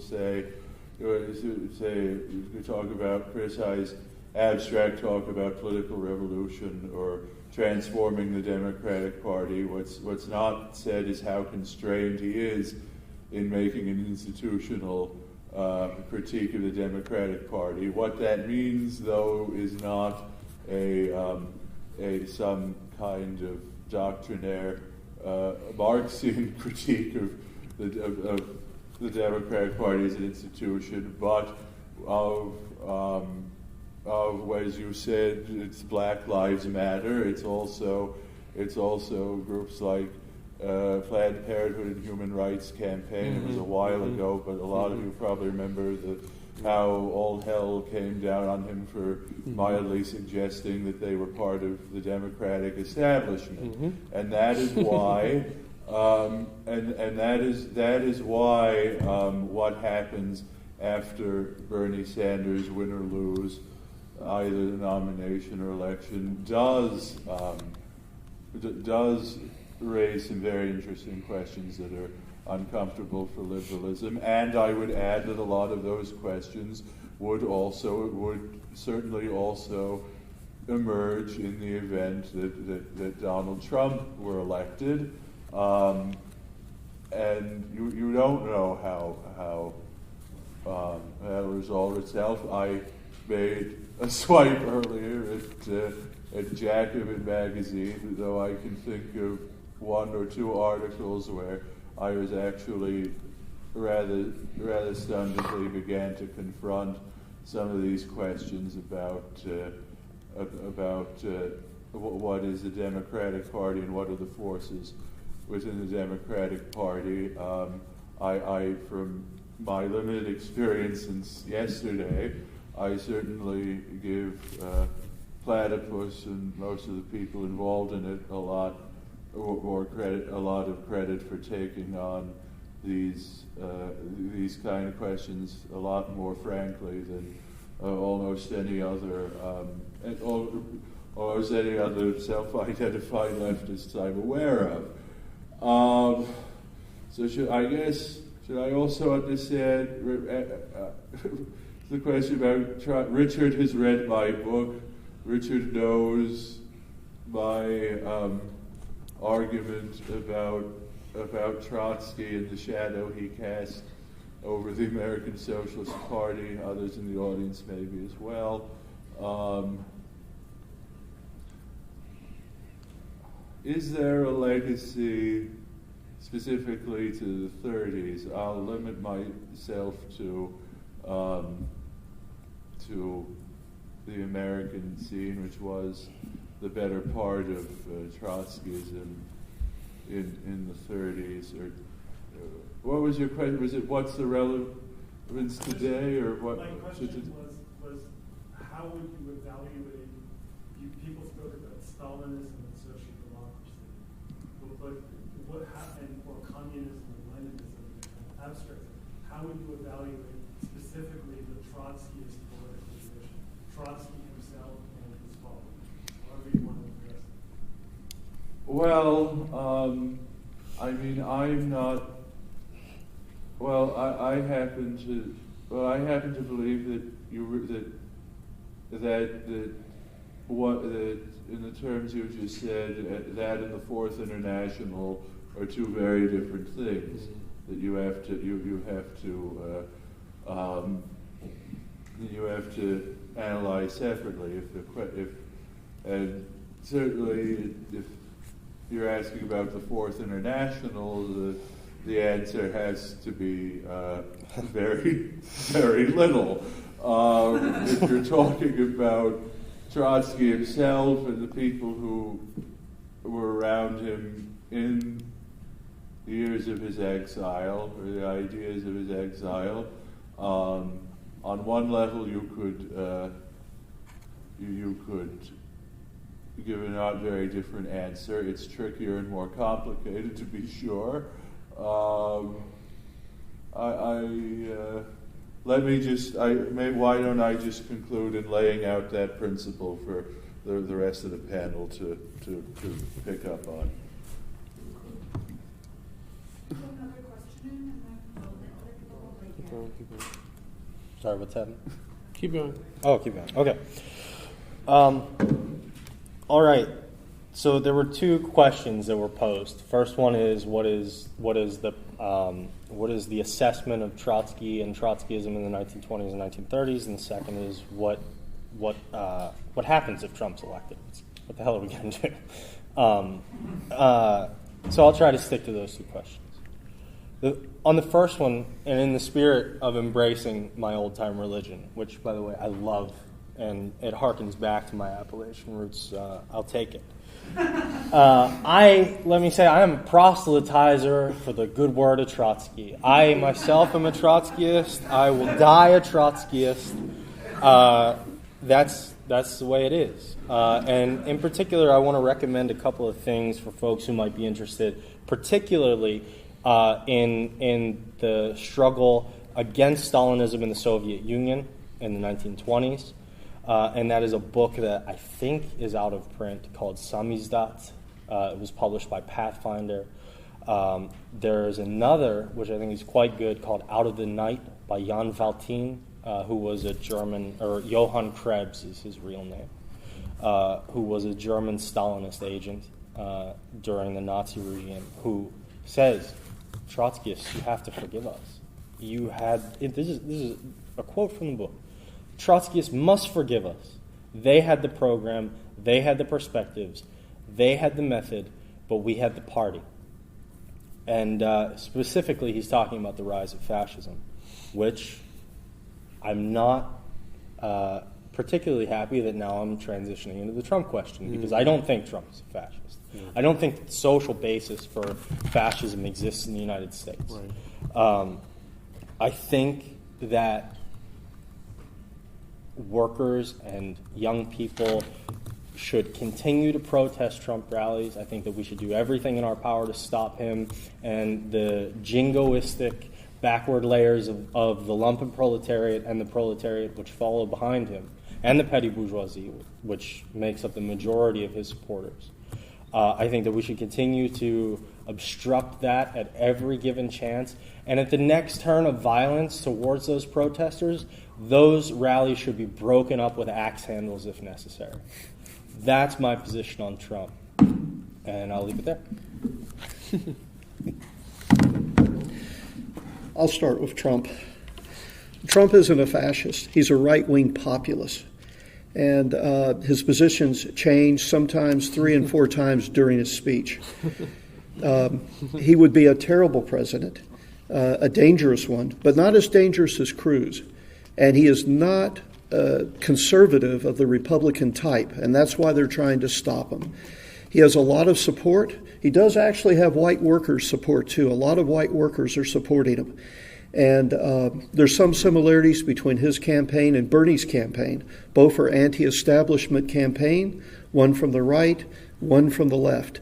And both sort of show the strength of the movement, the mass movement in general, between the Tea Party and the people following Bernie Sanders against the establishment, and the failure of the capitalist class to provide decent wages and everything else for people.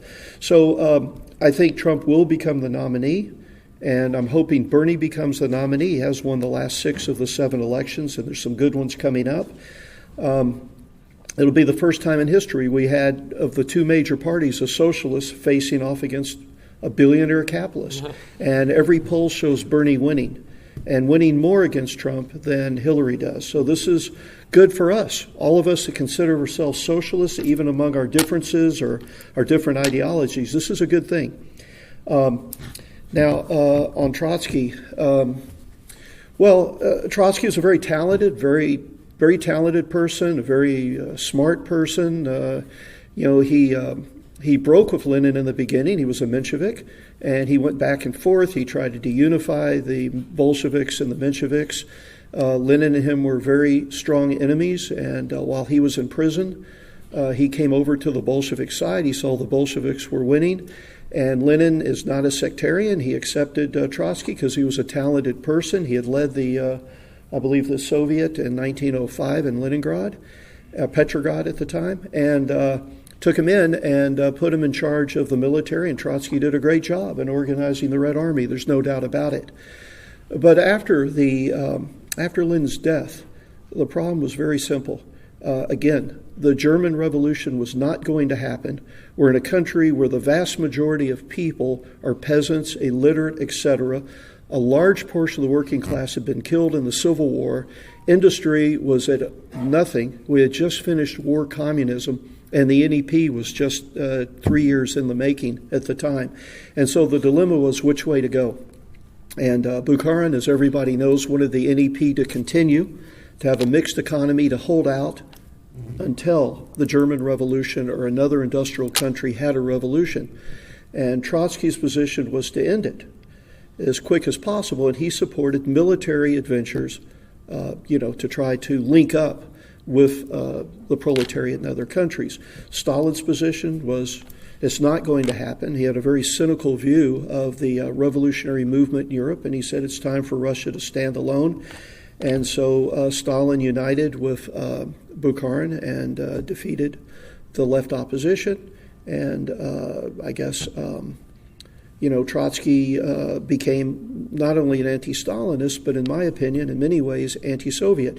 If you look at the Spanish Civil War, and you look at the POUM, and you look at the Trotskyists in general, while the Popular Front government was fighting against fascism, the Trotskyists and the anarchists were calling for a revolution behind the lines. At the same time they were fighting the front. They believed that the only way for the revolution to win was for the Popular Front government to be overthrown. But when you have troops facing you, Nazis and the whole capitalist world behind them, you don't have time for that revolution in the back. You can't fight on two fronts, not at the fifth column behind you and not at the world fascism and world capitalism against you. And during the Second World War, the SWP, Trotsky, etc., they called for a revolution against Stalin in the Soviet Union. At the time they were under invasion. Their merchant marine members and stuff, when they went to Russia, handed out leaflets in Russian calling for the workers to overthrow Stalin. This is in a period when the first worker state in the world was about to be overrun. I mean, I don't care for Stalin, don't get me wrong, but I don't care for Trotsky either. And, I don't think either of them were real Marxist. I just don't. And I don't care for either of them. I think Stalin did a lot to destroy the entire world socialist movement, to give it a bad name. I mean, when you kill off the leadership of the Bolshevik Revolution, I don't remember Lenin killing anyone.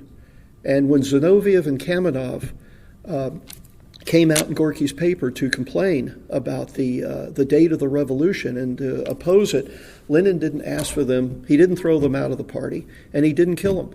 And this is something that came from the the forced march to socialism under Stalin after he eliminated the NEP. And it didn't work. The Soviet Union lasted for a little over 70 years. The Bolsheviks won power, but they couldn't hold it. They couldn't hold it because there wasn't communism. Socialism has to come in an advanced industrial country. It's Marxism. We have to go back to Marxism and to scientific socialism. It's not a dogma. You know, Marxist-Leninism is an invention of Stalin, as I said earlier, and actually Bukharin. He had a hand in it, large hand in it earlier. I'm sure he regretted it later. But we have to go back and look at what Marx said and then say, is he right or is he wrong? Well, under Stalin, there wasn't a single successful socialist revolution anywhere in the world except in China, where it was despite Stalin and they went against Stalin. And And otherwise, by Soviet, military advance, you had that as well. But Stalinism was a failure to spread world revolution, and he didn't care about world revolution. He cared about defending the world's first worker state, which I can understand and sympathize with. Trotsky would have thrown the workers' first state out immediately to advance a revolution somewhere else, which I happen to disagree with. The revolution happened historically in a country that was not fit to build socialism by itself. It was the objective circumstances that distorted Marxism, or the interpretation of Marxism by the people who had state power. And so Marxism became a dogma because it had to defend something that was artificial and shouldn't be existing in the first place. In China and in the other 4 socialist countries that exist today, they all have a mixed economy, and they've all been forced to have it. And, in China, they had a mixed economy until 1955 when they crushed the bourgeoisie, and they broke with the Soviet Union, and they had the Great Leap Forward, which was a great leap backwards. Mao Zedong was thrown out of power. He came back in power through the Cultural Revolution by mobilizing the petty bourgeoisie against the party membership and against the Soviet Union, and we all saw what happened during the Cultural Revolution, how it destroyed China. If you're going to build socialism in a backward country, you've got to link up with capitalism. You're going to have limited capitalism. You're going to have capitalists. If people read Lenin and the NEP, he invited the German industrialists to come back into Russia and to run the mills and to run the oil places. And he told them he would control the unions, that they needed to make as much money as possible. And they needed to train Soviet workers to take over and to learn the skills. If we have the revolution here tomorrow, everyone still has to pay the rent. Everyone still has to go to the work the next day. And I'll tell you, the people's movement is not able to run the banks and to run the industries. We already have a planned economy. It's just sitting there ready for us to take. But what we have to do once we take state power, the dictatorship of the proletariat, is to begin the battle of production. If you can't produce things for people, there's going to be a black market unless you allow limited capitalism. And that's what happened in the Soviet Union. You had 2 economies, and that led toward the demise and the overthrow of the Soviet Union. Stalin never got rid of the capitalists or the NEP. He just drove it underground and into the Communist Party. And this is what happened. If it had happened in an advanced industrial country, it would have been different. But capitalism was too strong for the working class to overthrow it. That's the dilemma that we have. Capitalism has not run its course yet.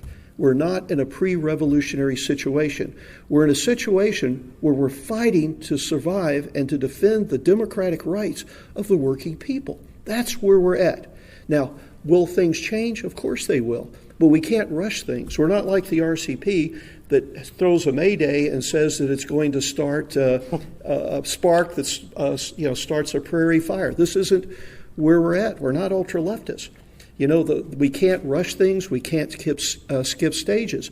What we can do is build a broad movement, teach people in the struggle to fight for democracy, and during that, teach them that the democracy we have. Remember, all socialism does is it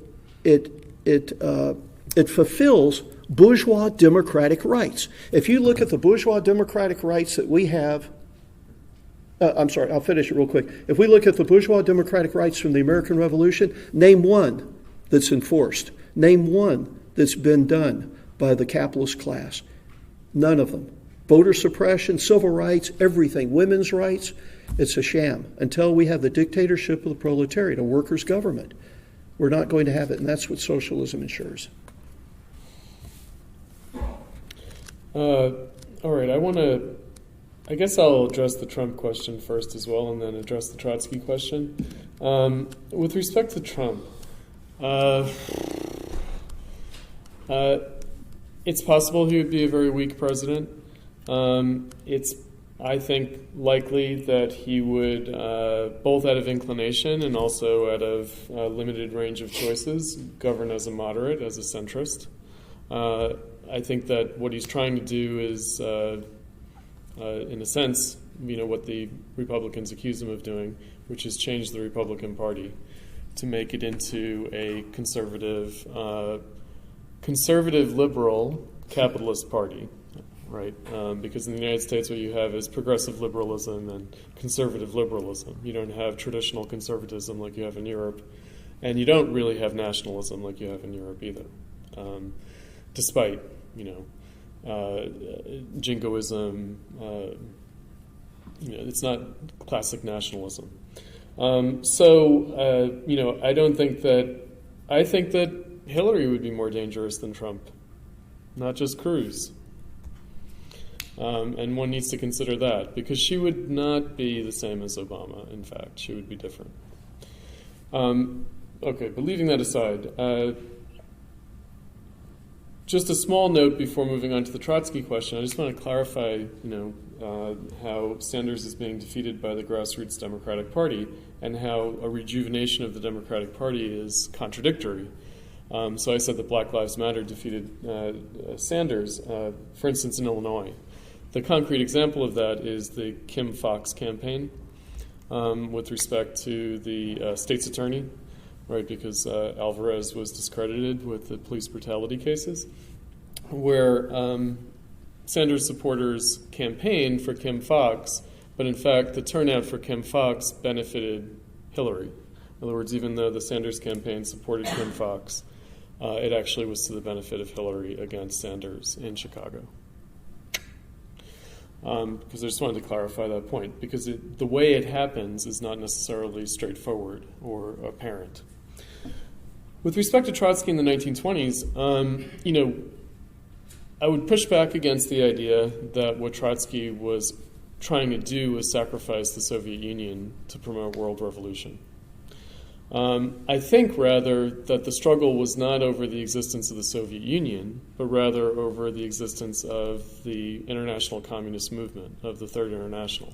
I think that what Trotsky was struggling to do in a period of successful counter-revolution, it's not just the failure of the revolution in Germany, it's the success of the counter-revolution at a global scale, but especially in Europe. He was trying to preserve a party that could learn from history, that could have a historical experience, that could carry forward in some way. So really what Stalinism did, I would agree that the main crime, if you will, from a world historic standpoint is not only the brutality in the Soviet Union, but the liquidation of the international communist movement. And really that's what Trotsky was struggling against in his period of exile. And I think we pay the consequences for that. I think that there's a lot of murkiness to the history starting in the 1920s. It's very hard for us to make sense of 20th century history because there isn't an adequate political vehicle in the 20th century to really learn from the historical experience. And that's what Trotsky, in a sense, represents. He represents an attempt to preserve Marxism as a way of making history politically palpable, concrete experience. Let's take some questions. Oh, yeah, Gregor has a question. It's actually for Bernard. And I wanted to echo something that Chris said earlier in his response to you, and that is that it's unclear in what sense the Democrats and Republicans actually are political parties. So I would like you to speak to the possibilities you see about the Democrats and how activists can actually democratically engage within the Democratic Party, because I don't see that as a possibility. I see the Democrats as being as a elite clique that has just millions of followers. So I mean, when are you really a member of the Democratic Party? I guess you register as that, but it's not the same as being a member of Die Linke or being a member of Labor, where you can actually, through committee work and so forth, be an actively engaged democratic participant in the process of the party. With the Democrats, I don't see that really happening. So as to sort of the hope for socialism through the Democrats, I would want you to speak to what it means to be active in the Democrats. What does that mean? Because I'm not sure. That's all. Well, it's quite an experience, let me tell you. Actually, we operate within there, some of us very openly and some not. And you can see a struggle going on within the Democratic Party. The Democratic Party is an actual organization that you join.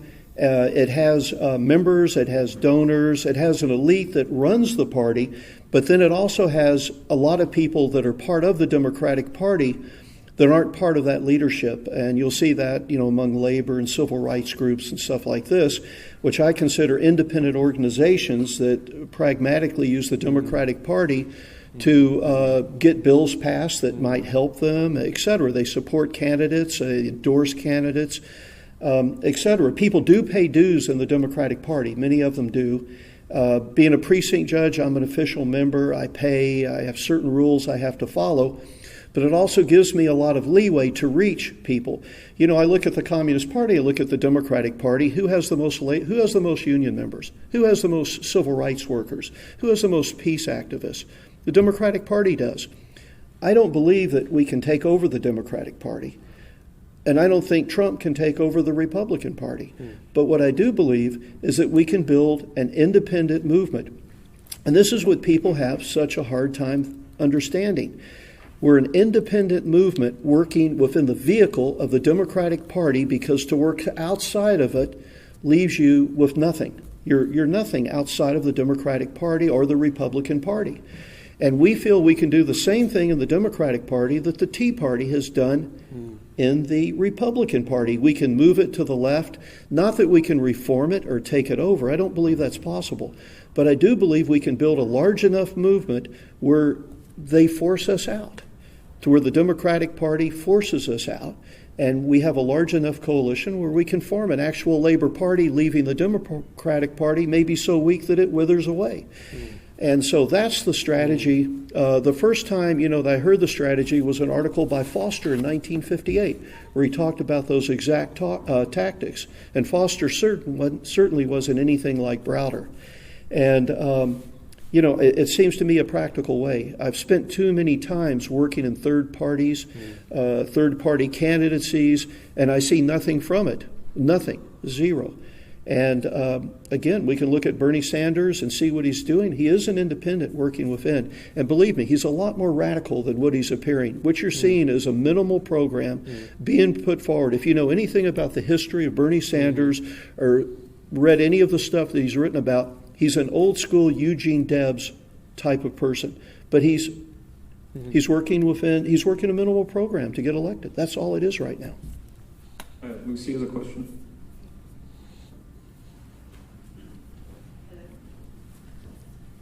Hello? Hey. Oh, okay. So this is going to be on a slightly different register, trying to return to some of the deeper historical questions that were posed by this panel. But I want to try and bring it back to present-day questions and the questions of the Democratic Party and Republican Party in the US as well.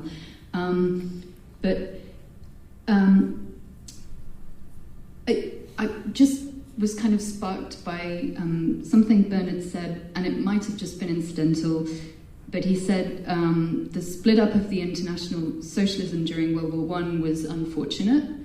I just wondered, it kind of just reminded me of how Rosa Luxemburg characterizes Kautsky's position in relation to World War I, of just like waiting to sit it out,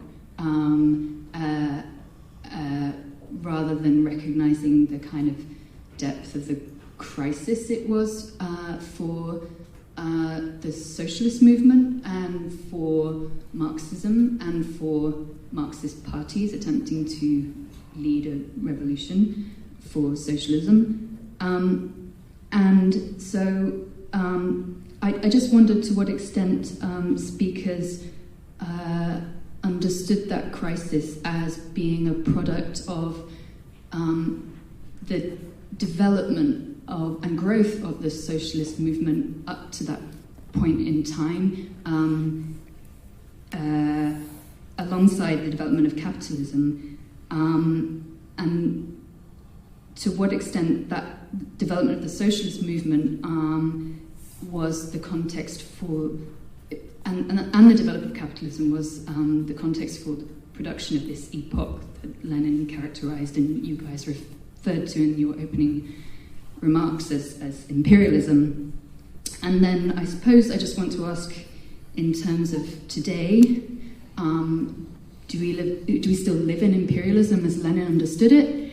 How has the history of the left in the 20th century affected the social conditions that we live in today? And so when it comes to questions of relating to capitalist parties today, are we still living in imperialism as Lenin understood it? And therefore, what does that mean for socialism again, I guess, or not? Sorry, maybe that's not...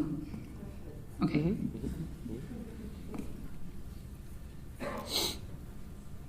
Anybody? Bernard? Oh, okay. Okay. Well, I said it's unfortunate what happened in the split in the Second International. In the American Party here, there was opposition against the war, and they didn't go necessarily the same route as a lot of the socialist parties did in Europe during World War I. And it's unfortunate that it happened, but I don't think there was any way to avoid it. Doesn't mean it's unfortunate. We don't want to split the working class. I believe myself in a mass party, not a vanguard party. I believe in a mass party that has a vanguard leadership, and I think that's different. I think you always have a center, a right, and a left. And when you get into an ideological fight and you expel the left, the center, or a section of the center, becomes the new left. You never get rid of it. You just keep splitting, and splitting. And this has always been the problem that we've had. And I'm very much against it. I want to be inclusive, not exclusive, and I think this is how you win. Now, we still live in the age of imperialism, and it's changed. It's changed some. It's gotten stronger since the fall of the Soviet Union, I think, and not weaker. I think it was getting weaker with the Soviet Union, but with the fall of the Soviet Union, all aid to guerrilla groups and everything around the world stopped. And now all the guerrilla groups had to go to the governments they were fighting and make deals while they were being executed by death squads. So the struggle against imperialism is still the main thing. And the major source of imperialism is this country. And so our major struggle, what we do in this country, will affect everybody. Mm-hmm. And this is what's important. And this is, again, as I said earlier, the strongest state power in the history of the world that we're up against. So it's going to be a long-term struggle, not over quickly. And on the left, influencing things today, it has a big influence. If you look all around the world, the left in every country has fought for Social Security, unemployment insurance. In some countries, well, today, right now, the left is fighting for free college, etc. in this country. So, yeah, there's a big influence. But it takes a political party or political movement to win it, not just demonstrating. There's three areas of Marxist struggle. There's the economic, the ideological, and the political. And we're always very good at the ideological, and we're also very good at the economic. But we're pretty bad at the political. That's where we fail more than anything. The fight for state power, how to do it, the science of winning an election. Tell me how many communists out here or socialists out here are studying how to raise financing, how to run phone banks, how to do this or that. This is the science. There's the Wellstone organization travels around the country, teaches this. Democratic Party teaches it. We have communists that go to this. We take advantage. If the capitalists want to teach us how to overthrow them, we'll go there. But, it's part of the real struggle. It's all three components. Okay. Question down here. At this point, should we take a few questions and let people respond? That was to everyone. Yeah. Right. Yeah. Karl, did you want to? Should I go ahead and answer as well? Yeah. Okay. I'll try to keep it brief so we can move on. I think that with the outbreak of the first major inter-imperialist war, the socialist movement, especially in Europe, was forced to demonstrate its own ability to wield its own power.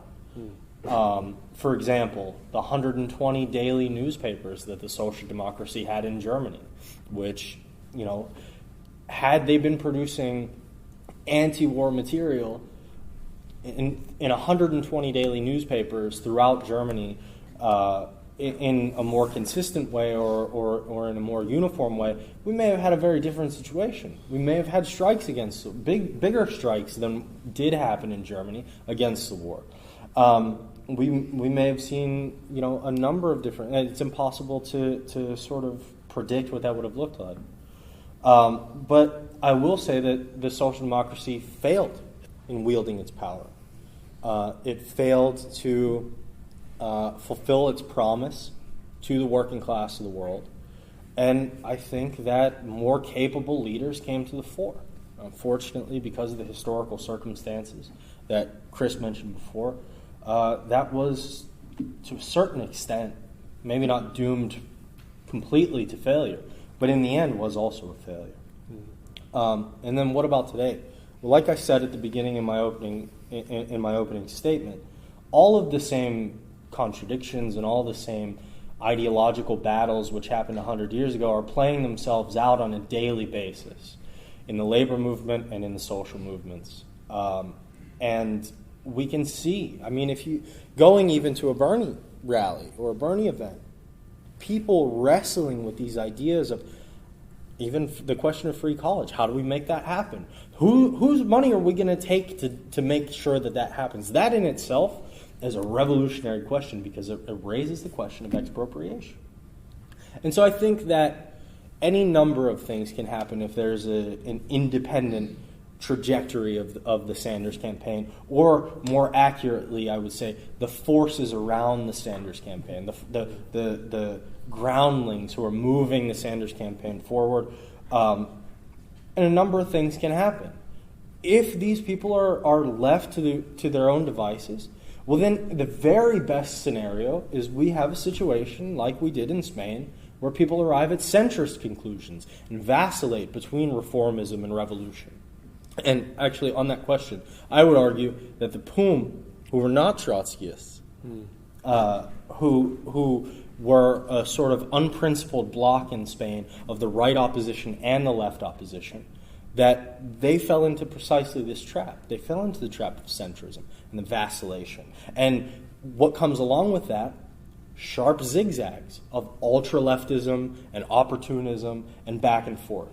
And so we, as Marxists, have a responsibility. We're at a historical precipice, or are approaching a historical precipice, wherein if we can put forward our ideas in a concrete way and in a way that translates to the actual lives of working people and young people in this country, we can put ourselves in a position to wield that power. Or we can put ourselves in a position where we can never touch that power, ever. Jack, would you like to respond? Just quickly, when I was writing this book, or my book, and it was released exactly a year ago this month, and the draft was mostly written in late 2011, 2012.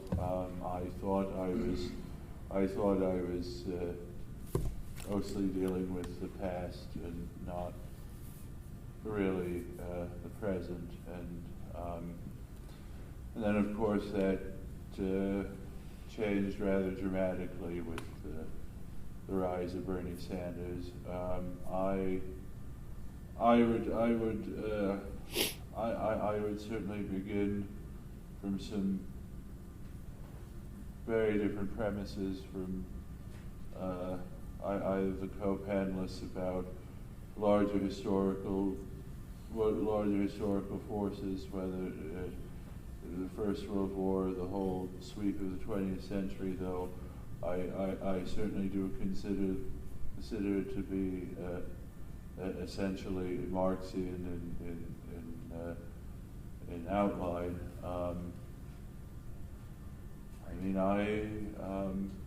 As I said in my talk about my book yesterday. I mean, I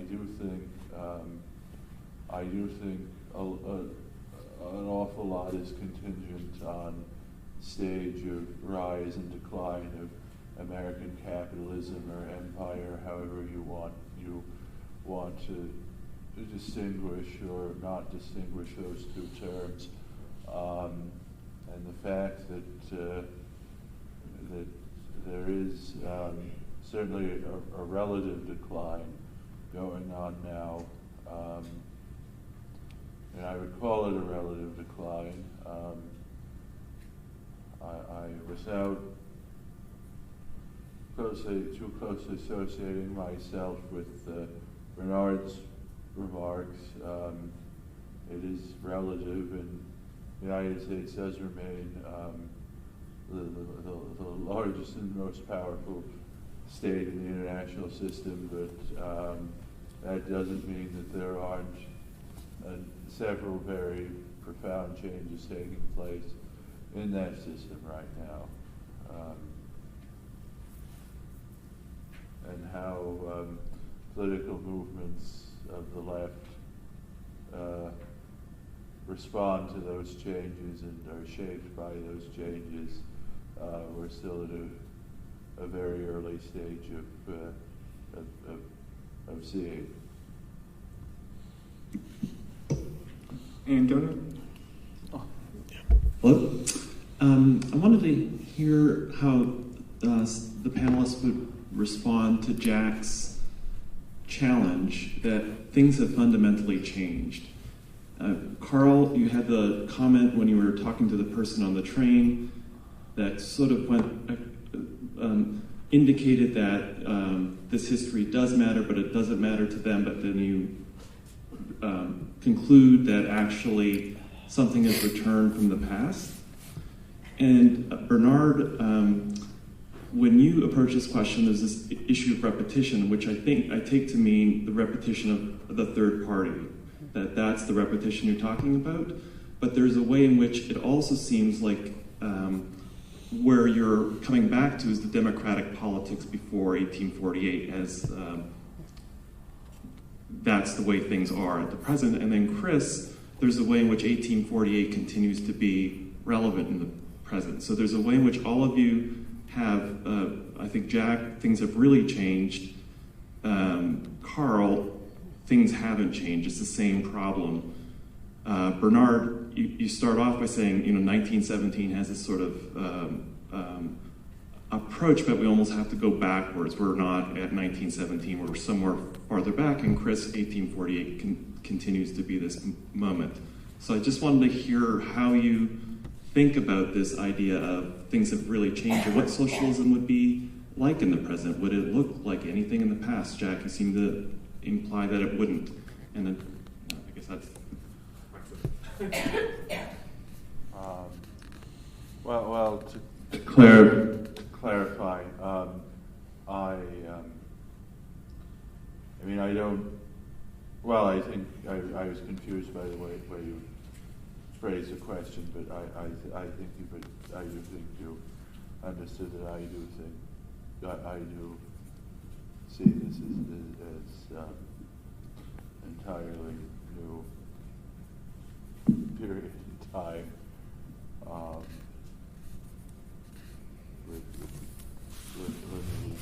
with limited relevance. No, you did essentially understand what I was trying to say. So, yes, to the rest of the panel then. Anybody have a preference? I'll jump in.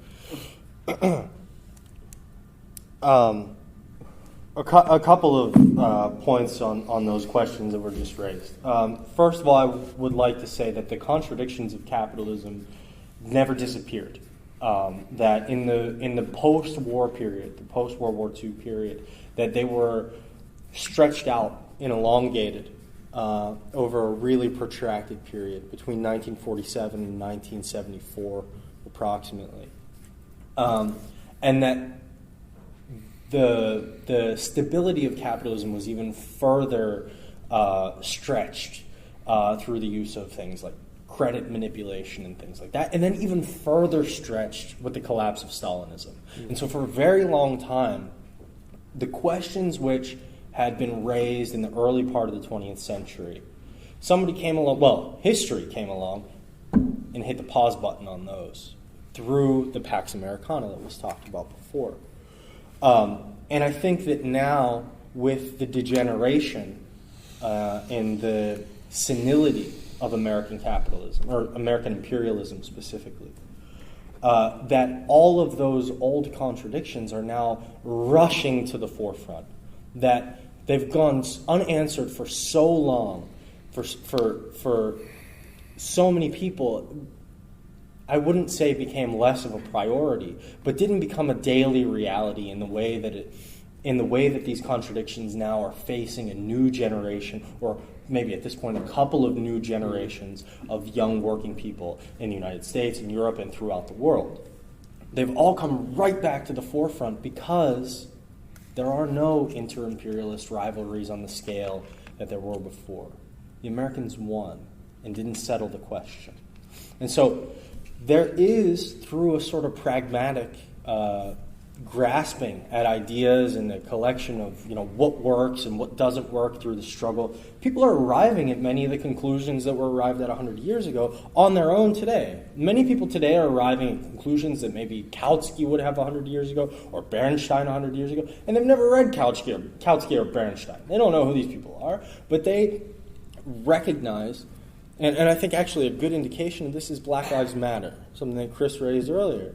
Black Lives Matter has reached into the dustbin of history and pulled out postmodernism in a sense, right? And this idea of a solely black struggle versus a solely white struggle, and these kinds of questions, right?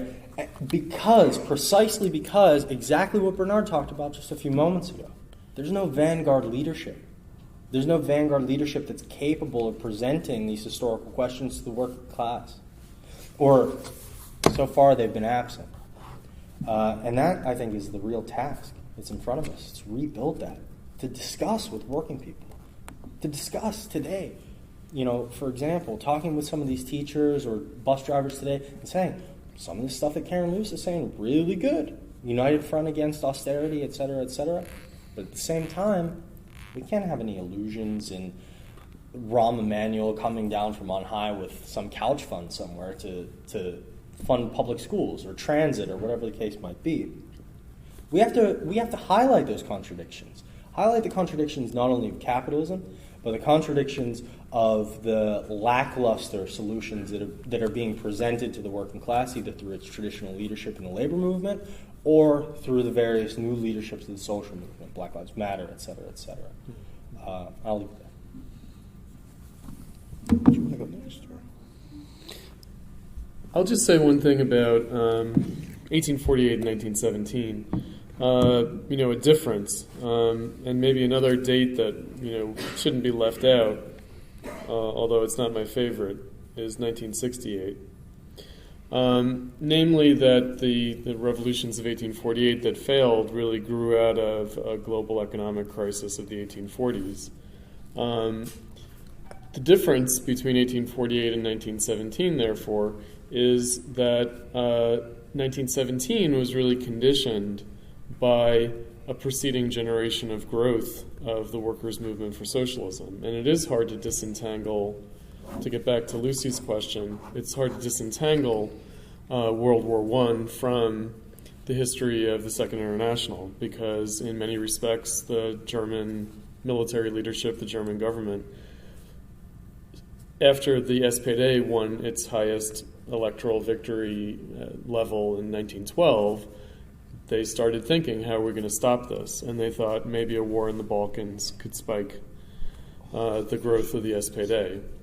And so they got more than they bargained for. In other words, that's how World War I started. It looked like something like a preemptive counter-revolution by the German government against the SPD that got out of control. Now that raises another question, which is the demise of Pax Britannica versus the demise of Pax Americana. So World War I was also a crisis of a British-led world system. And I would say that, looking at the precedent of World War I and of that era of imperialism, what led up to the ultimate demise of Pax Britannica in the decades leading up to World War I, we shouldn't wish that upon the world again. In other words, we should not wish that the end of Pax Americana is World War III. Because, in fact, we're not seeing, like the decades before World War I, the growth of a global, a worldwide working class movement for socialism that sees itself as generating within capitalism the possibility of a world socialist government, a world socialist dictatorship of the proletariat, which is what they thought they were developing. We're not seeing that at all. That also might save us from World War III, right? In other words, because there's no revolutionary threat, there may not be any preemptive counterrevolution either. But that said, in some ways we are living within the same history. In other ways, we are in entirely new terrain. On the question of imperialism, Lenin's pamphlet on imperialism is usually kind of misconstrued as a kind of positive statement about imperialism. The core of the argument there is the critique of imperialism, meaning he looks at the liberal critique of imperialism by Hobson, who's saying that the British should give up the empire and retreat into a little Englandism, which Sanders and Trump are both saying the United States should do now, right? That we should have America first, little America, should give up the empire. And Hilferding, who said, no, imperialism is a necessary stage of history. It's not an unfortunate policy that should be given up in favor of liberal democracy, but it actually reflects the necessities of the accumulation of capital and of social production at a global scale. And what Lenin said was that this is a dialectical contradiction. Now, again, it's not posed so well today, right? It's posed much more obscurely today, so that you can get, again, Trump and Sanders basically pulling at the same kind of discontent that we should retreat from empire in terms of the United States. They're not exactly, neither of them are saying we should retreat into liberal democracy the way Hobson did, because they're both products of the 20th century. Both Sanders and Trump have to take the kind of welfare state, the kind of late capitalism as their model. But that raises all sorts of questions, which I think gets to the issue of, would a new socialist movement have to be entirely new?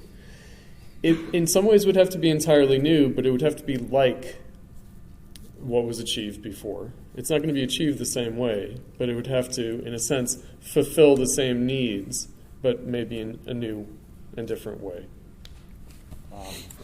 Can I say one thing to qualify my own view, which is I do not deny I do not at all deny the underlying premise about contradictions of capitalism and how they remain with us and remain very relevant today. I would specifically go back to the point I made earlier about the democratic establishment and how all that is solid melts into air, and even just in the last few years, how closely business and capitalism has allied itself with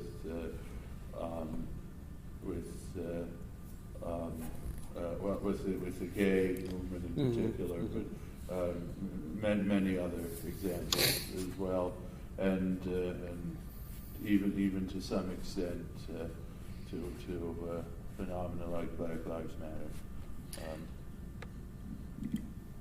Matter. Let me just say something real quick on this. Imperialism is still here. The United States is still the strongest country in the world. But of course it changes. Everything is changing all the time. And for every action, there's always a reaction.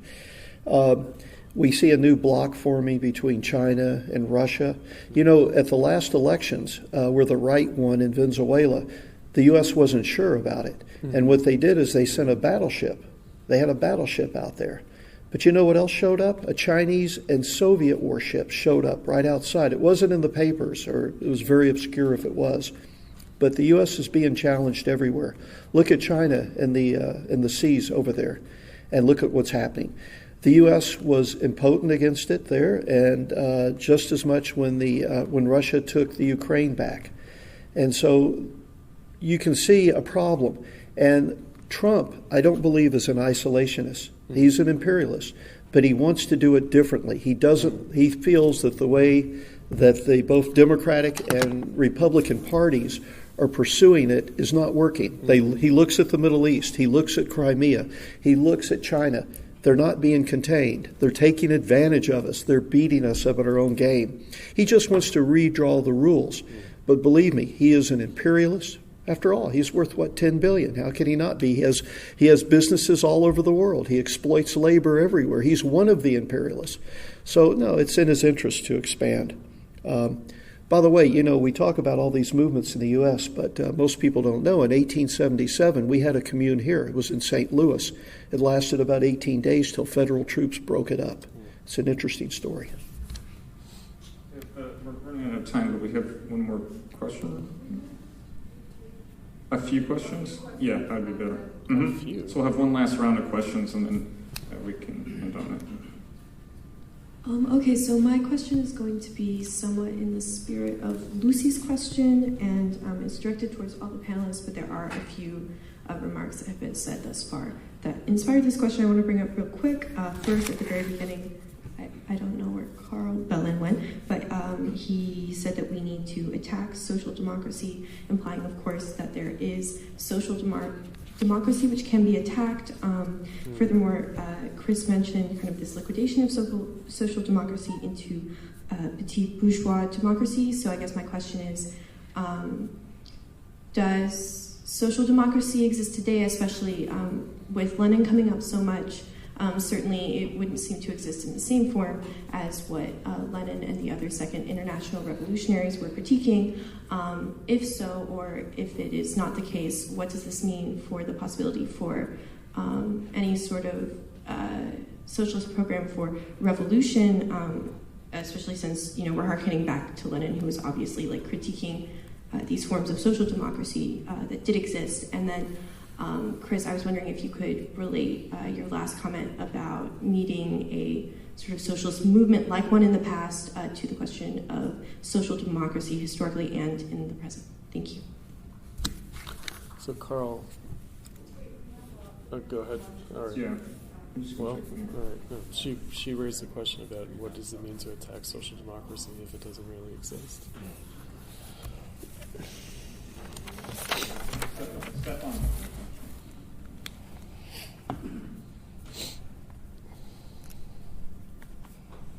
Yes, thank you.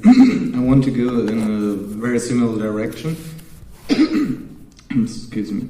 Because it was posed like there's reformist social democracy, and on the other hand we have revolutionary communism.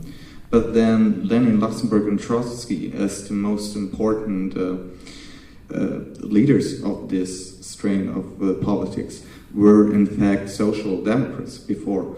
And communism was a political split in and of an international party, the Second International. And so my question is, how can we say what the political role of a social democratic party would be today? And my question is, if social democracy still has anything to do with the question of socialism, is this political question of the party in the 21st century a trajectory mainly of the 20th century, or is it a question that stems from the 19th century? And how would we have to face this, and how would we have to work it through politically? Thank you.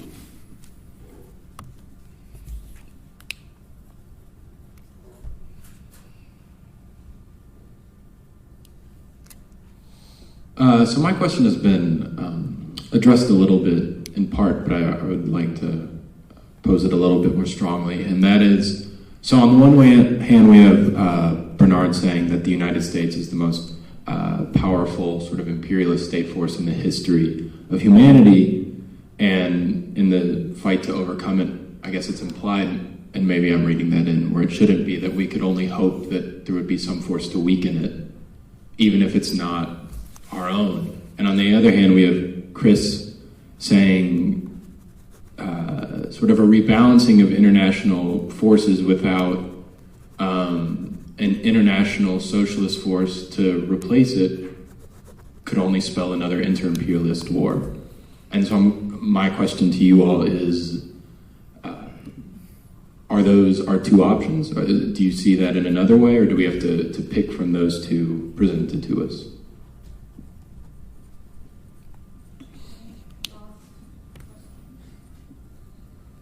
That's a lot. That's a lot. That's three. Yeah. I had one question to ask Jack. Can I add that in? Yes, go ahead. Which is that you mentioned that you almost did not come because of the Trump event being shut down, and you mentioned also that maybe your time might be better spent helping Bernie win New York. And I just wanted to ask how your enthusiasm then for Sanders is different from Karl's and Bernard's, and how that it might be different based on how you understand historical social democracy differently.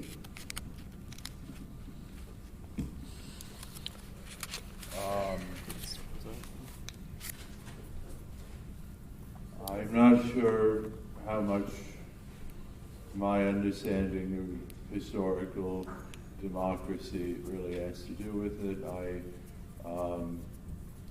My decision to support Bernie Sanders as a candidate is based entirely on bourgeois democratic considerations, and I will defer to the revolutionary socialists on all the other questions. Way to put the pressure on.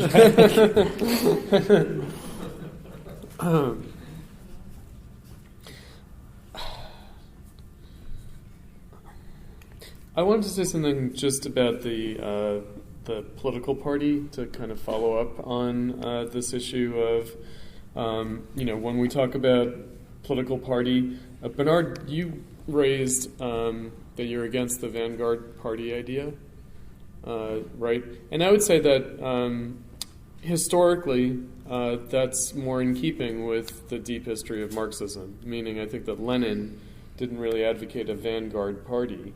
He advocated a party of the vanguard, which is a different thing. And he thought that the working class was the vanguard, and that the working class needed its own party. That the vanguard needs a party. In that respect, that the working class was the vanguard of democratic revolution in capitalism, which would otherwise constantly come to grief and produce more or less authoritarian Bonapartist outcomes. While kidding itself about it through petty bourgeois illusions about democracy, right? And which would also go for Venezuela, but I'll leave that aside for the time being. I just couldn't. I don't know. I just can't. I'm sorry. So that gets to the issue of socialism today versus, in the absence of what was the tradition coming out of 1848.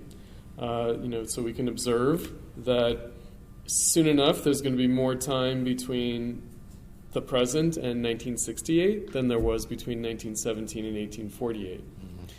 So 1917, Rosa Luxemburg gave a speech at the founding convention of the Communist Party of Germany in which she said our tasks are those of 1848. We're following the Communist Manifesto. Right, we've arrived back at where Marx and Engels were in 1848. We don't have that kind of unbroken building, developing tradition that they had in 1917, which is why Luxemburg or Lenin would have called themselves revolutionary social democrats. What they were calling themselves was red 1848ers, basically. We don't really have that. Things have gotten very confused. They've gotten confused by World War I, that crisis. They got confused by Stalinism, and I would say they've also gotten confused by the New Left.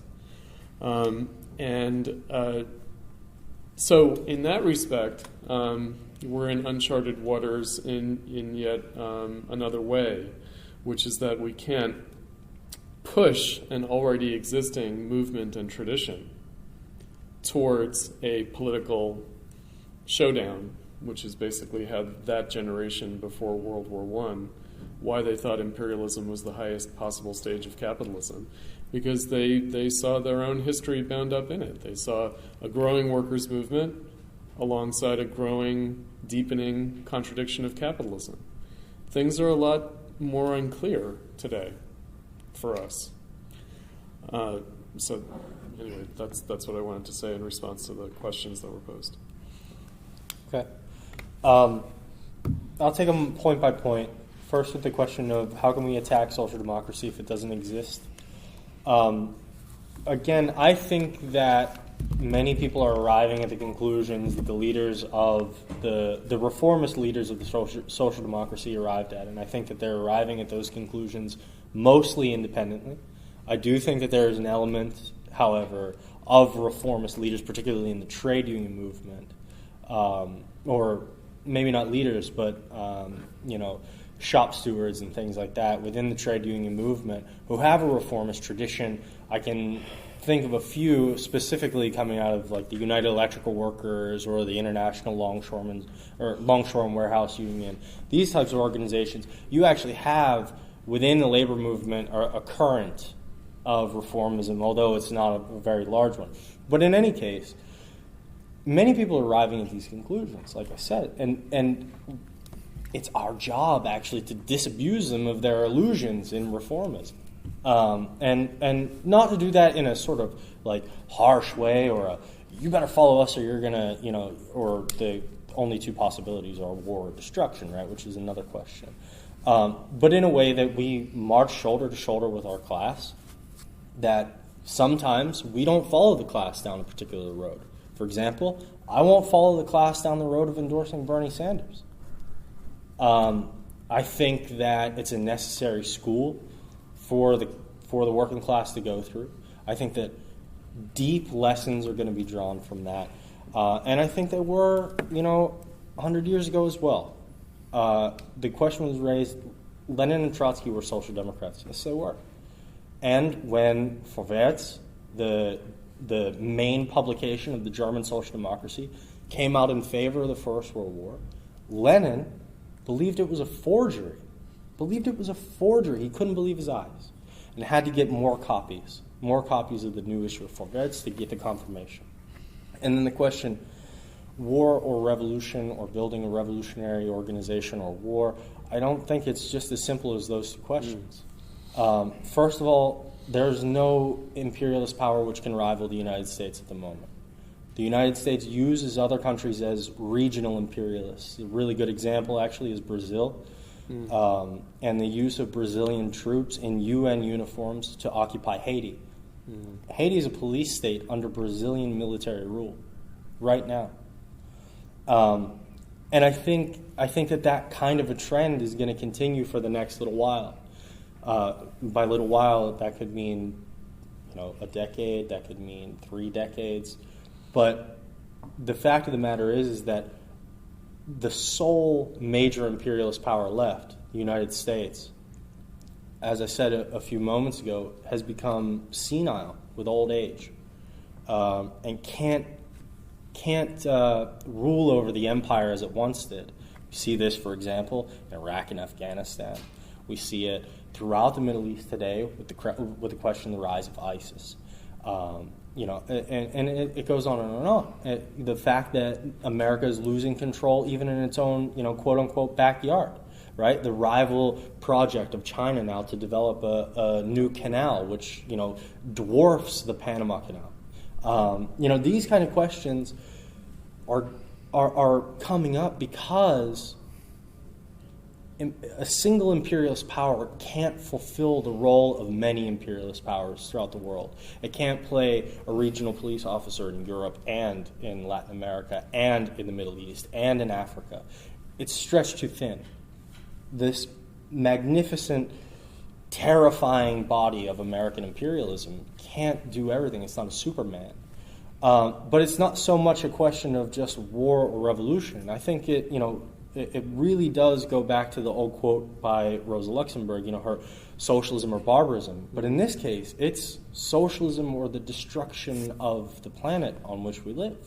These are concrete questions that, for the short-sighted capitalists, which I would argue a large portion of American capitalists are because of the national philosophy of pragmatism.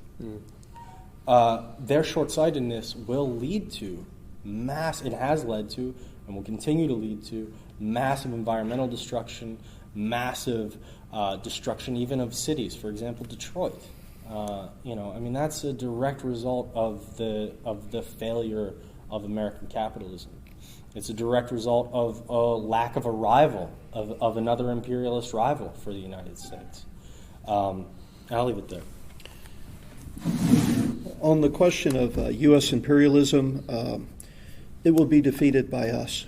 I'm very optimistic.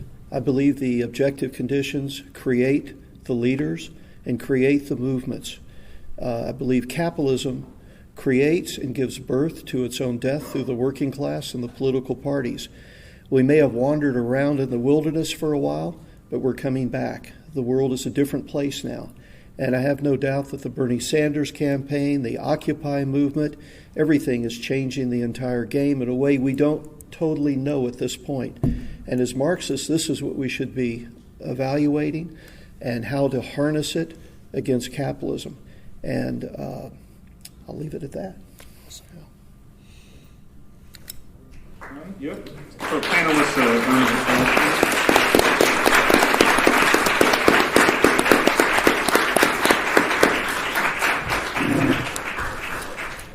we will be going to the Exchequer pub right